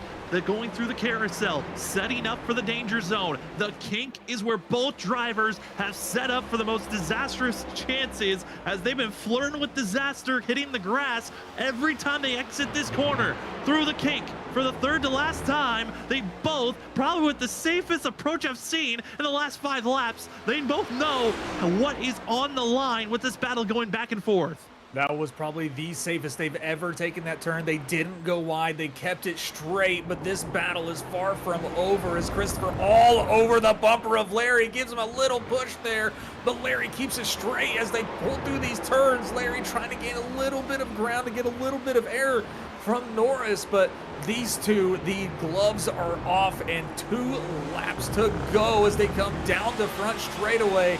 And let's see who will have it at the end for the top 5 position after these 2 lightning laps that they're about to put down.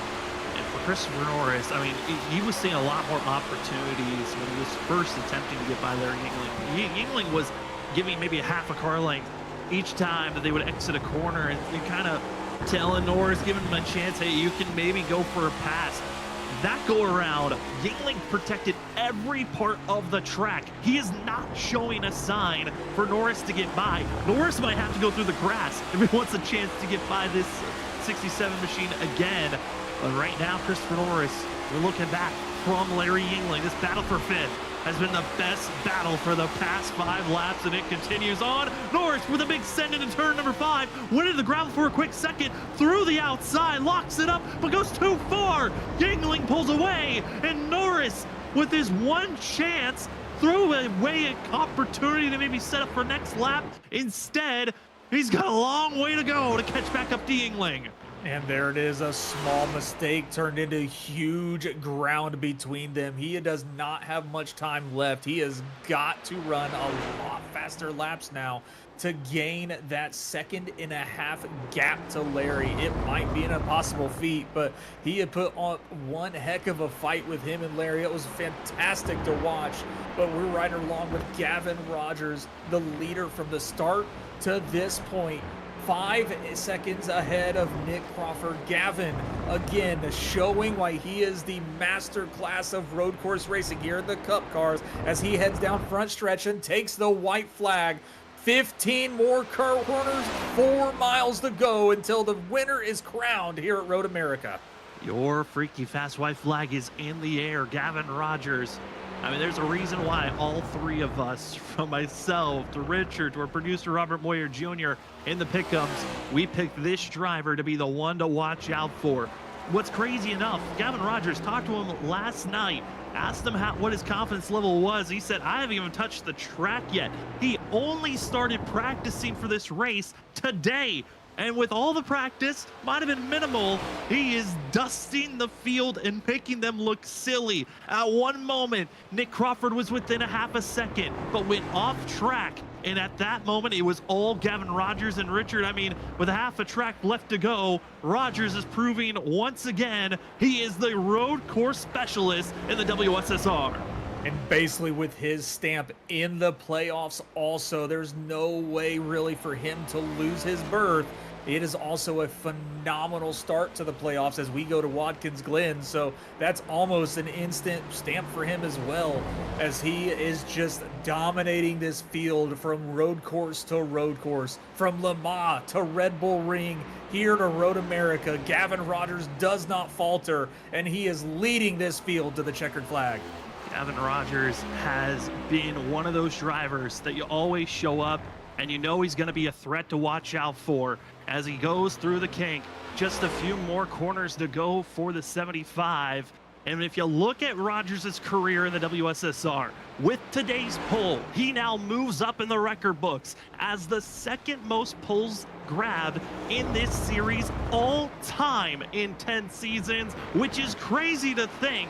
He's 11th career pole, and he's only been racing in this league for just a few seasons. Rogers is proving why he is a threat everywhere he goes, and around the final corner, he has raced 5 road courses. He will now say he has won 4 of the 5 attempts. The most dominant road course racer in WSSR, you might have to call him Gavin Rogers, as Rogers wins race number 10, and he's back on top with the most wins this season. Give him his 3rd, as he will earn and continue on. We've got to fall back, though, to other battles on track, because the battle for 9th is underway. Danny Cochran was able to get by Shane Terrian, but Terrian is right back on that back bumper. We're heading to the kink. We've only got a few corners left, a few chances for a pass, and Danny Cochran better be careful because Terrian's going for this move.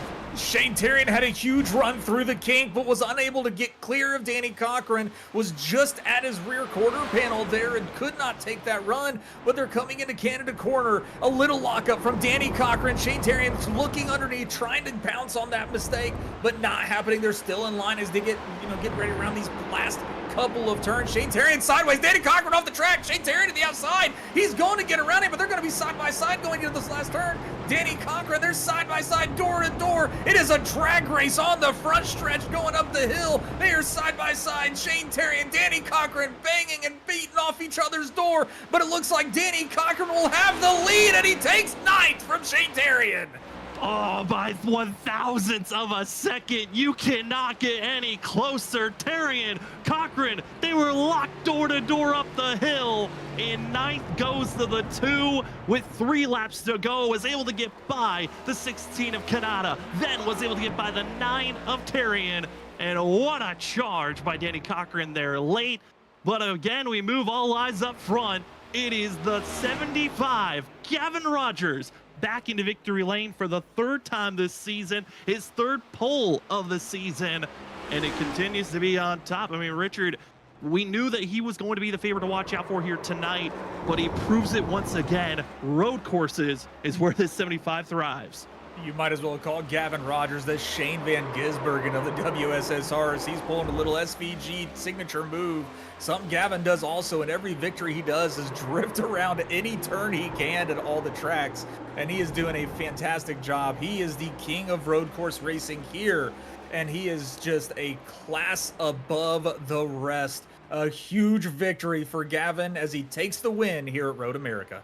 And with this win, talk about the pole, puts him 2nd all-time as pole sitters grabbed in the WSSR all-time record books. This will put him tied for 6th all-time wins with his 6th career win in the WSSR. As Gavin gets to have his fun burning it down for us up in the booth, we will step away. When we come back, we'll talk to our top 3, and we might also have a spotlight driver. We will be back right after this for the post-race show of the Norris Birthday Bash at Road America, sponsored by Mom. Thanks so much for being with us. We'll be back right after this.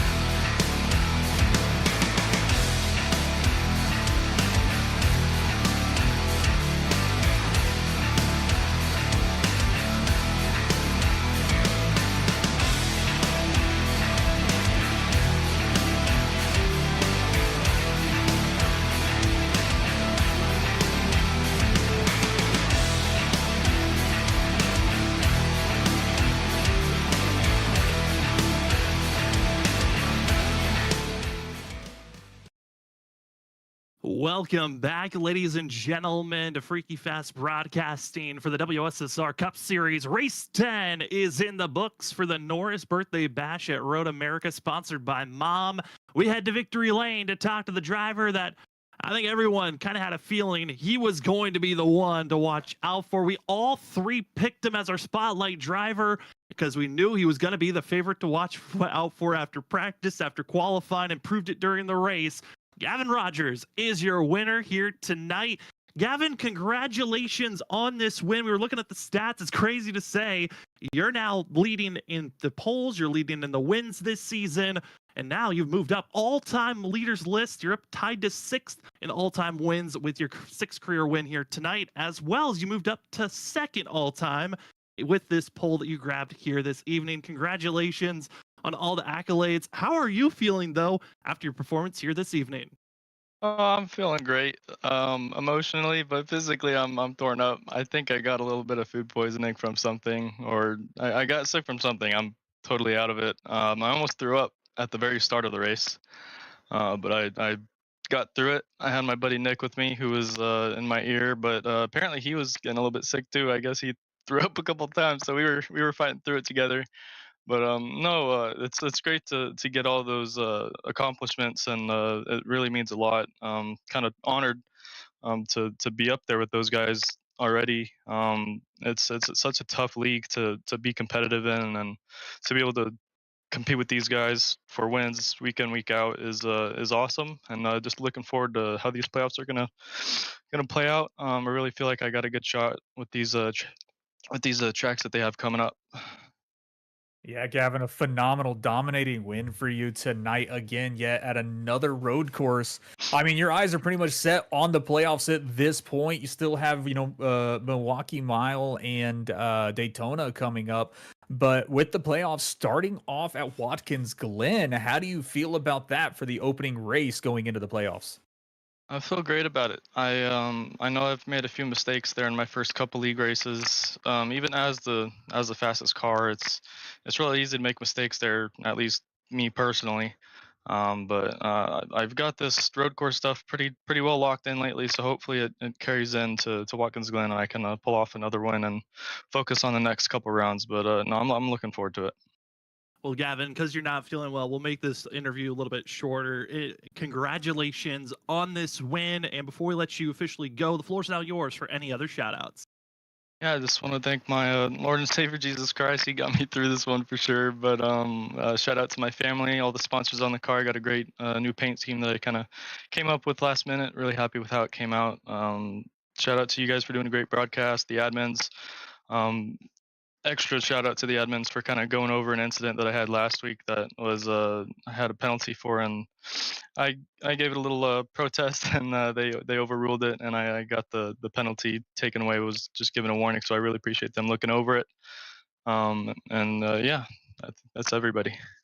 Well, that will be your victor here tonight in the 75 machine of Gavin Rogers, winner of your Norris Birthday Bash at Road America, sponsored by Mom. Congratulations, Gavin, on this win. Hopefully, you start feeling better, and good luck next week at the Milwaukee Mile. I appreciate you guys. Happy birthday, Chris. As we move from victory lane, we go down to 2nd place to a driver that proved that he had some speed. A slight mistake took it away. But we go to the 74 of Nick Crawford. Nick, you had a spectacular race. You were up front challenging in our top 4 all night long. Coming away 2nd, though. How are you feeling, though, with your performance this evening? What are you talking about, Sam? Me and Vinny, we just took a vacation in the beach. It was rough. This car is not fun at this track. It's not anything like the trucks. It's so easy to lock up the fronts, and I had the brake bias so far back, and I don't know. But a P2 is nothing to complain about. So I'm pretty happy right now. Yeah, we definitely noticed a lot of brake locks throughout the field. Also, not necessarily just in the back, but also a few drivers in the front. But what was the turning point of the race for you to allow you to get past that of Vincent Soar to take the P2? When I had let Zach go earlier to see if he could get by him, and then I caught back to Zach. The car kind of just set into, it seemed to get the grip back, and then once I started catching Vinny, I didn't think I was gonna get past him. He was really good defensively, so I pit a lap before him and hopefully got the better pit entry, and then I didn't change tires, so that way I could hop over him once he came out. It was pretty close. I didn't know if I was going to make it, but that was the plan there. And once I got past him, I felt like I was faster. And then when we both made that mistake, he just lost more time than I did. So at that point, it was trying to find a way to be faster than Gavin, but he's like the road course king right now. So it's kind of hard. He's so consistent.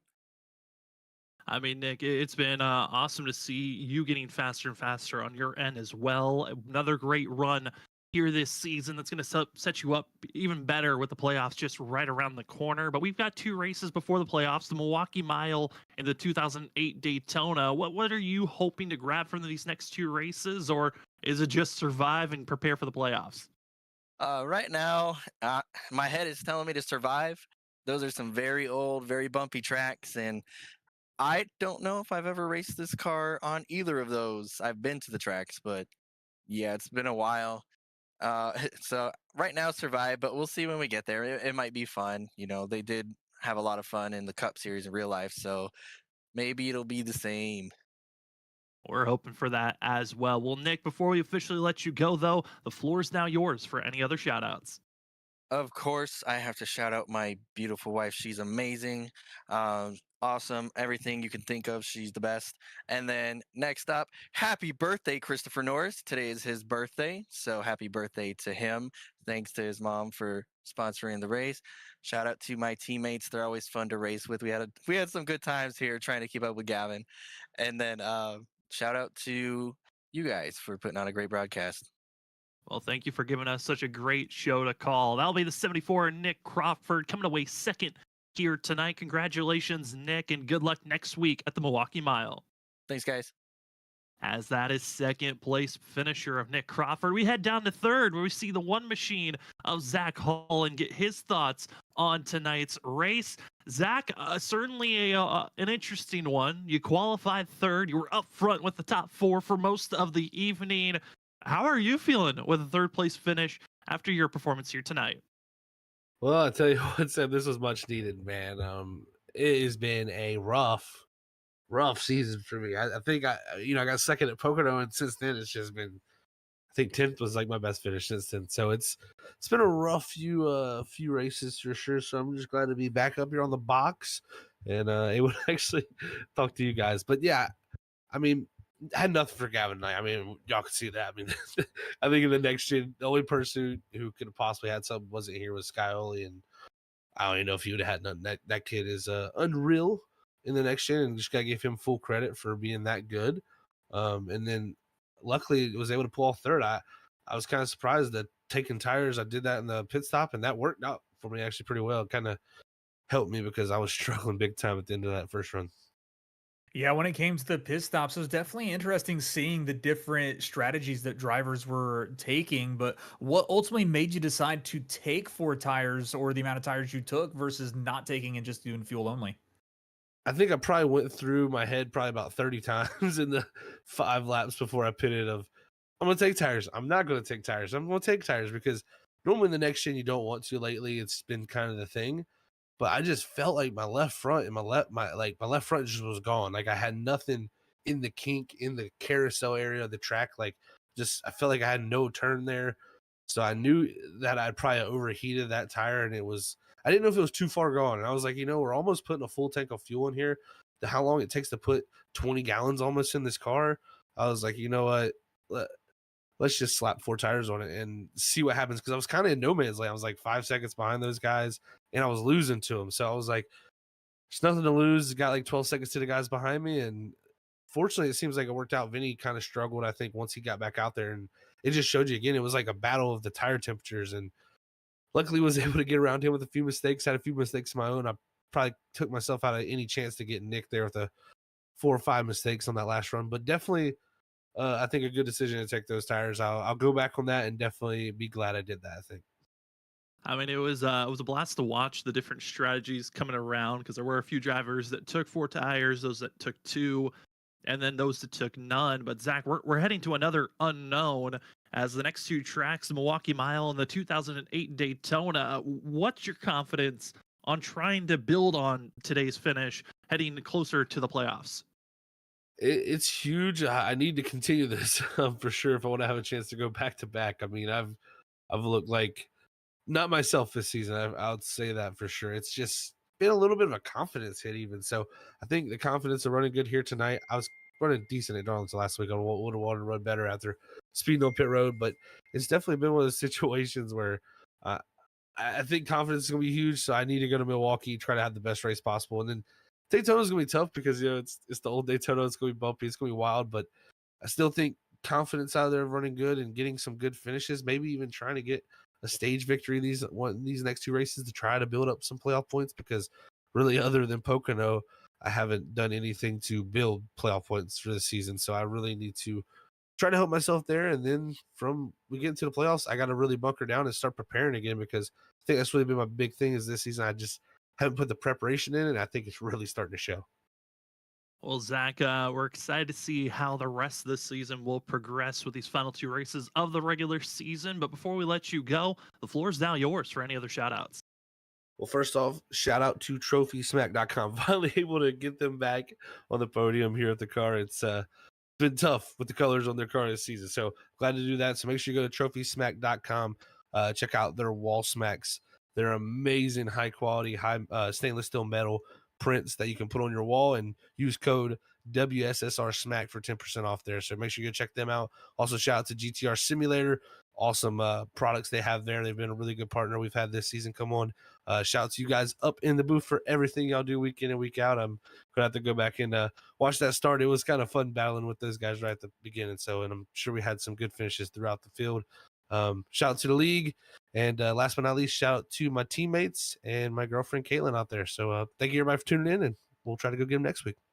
Well, thank you for giving us such a great show, Zach. I think you for sure want to go see that finish between the battle for ninth between Danny Cochran and Shane Terry, and that was probably the finish of the evening.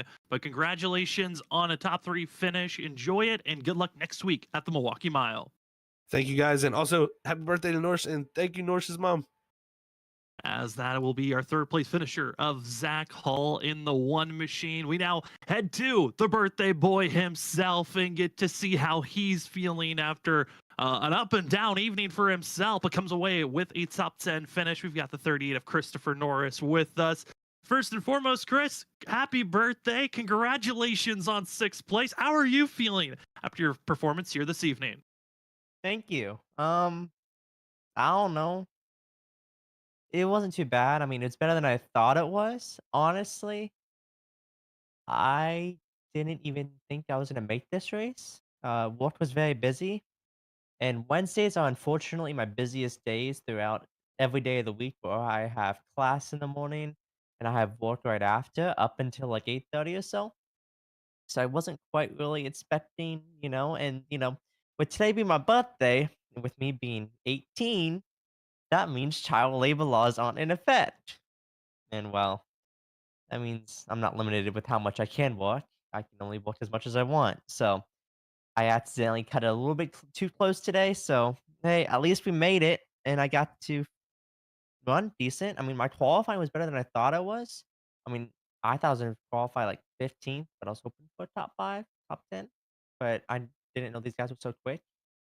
Um, in the race, I wasn't too bad. I mean, I kind of sucked in clean air. I was kind of better if I was behind somebody, but I mean, if I was chasing somebody, I mean, that's always the case with me. It seems like I can't lead. I can chase though.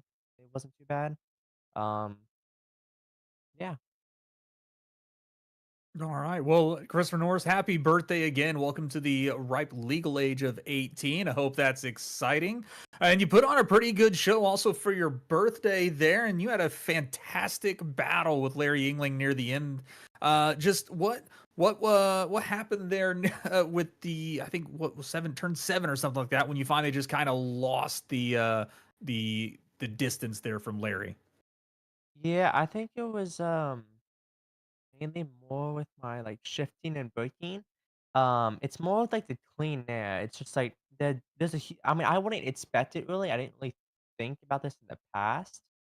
But the difference between clean air and dirty air in these cars with braking and tires is so drastic on road courses.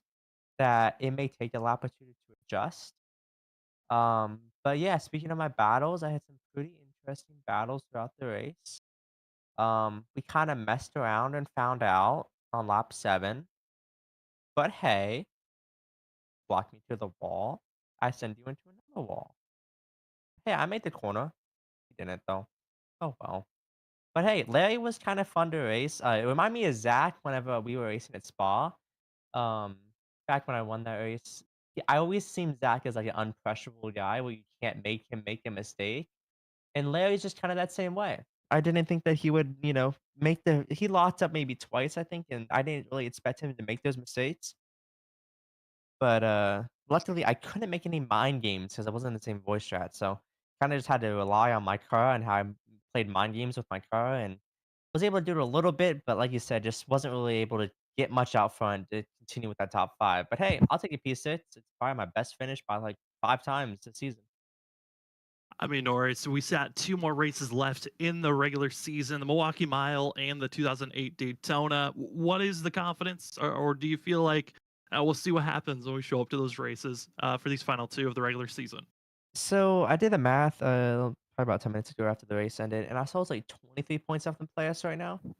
So I think the goal is I'm probably gonna try to practice from Milwaukee Mile, try to do what I can, maybe get a top 15, top 10 then, that'd be pretty dang nice. Um, but about Daytona, honestly, we're probably just gonna say, honestly, just send it.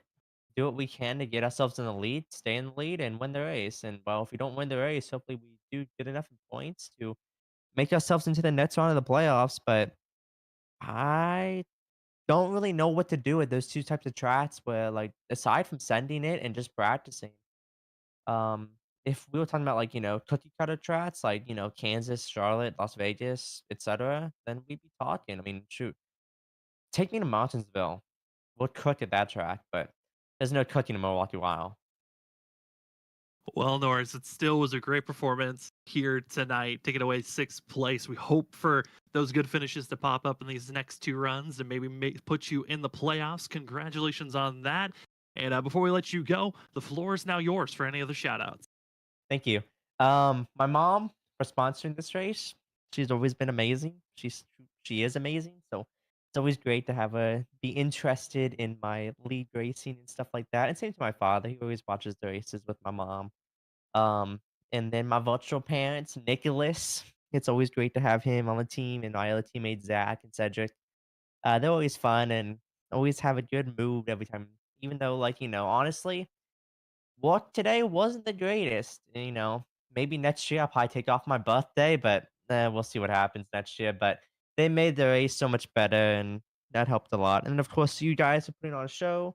The lead sponsors and the league admins, which is half my teammates, but as well as Larry England. He had a great battle with me and him, and yeah, also my brake pedal. Glad I can make it into turn 1 on lap 7. That kind of helped a lot, but yeah, pretty much it. Well, that will be your 6th place finisher here tonight and the birthday boy of Christopher Norris. Congratulations on the finish and good luck on these next 2 races, Norris, and enjoy the rest of your birthday. Thank you.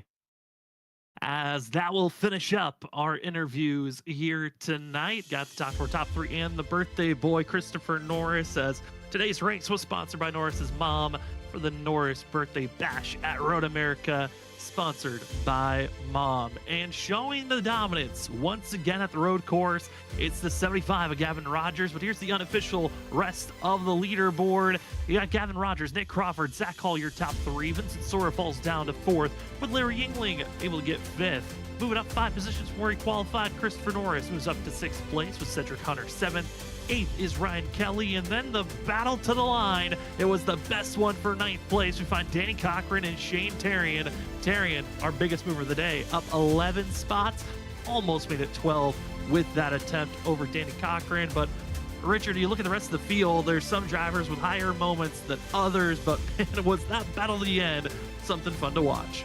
Oh man, the fireworks between Shane Terrian and Danny Cochran as they were crossing the line was definitely a finish of the year competitor there. That could be one of the finishes of the year there for us.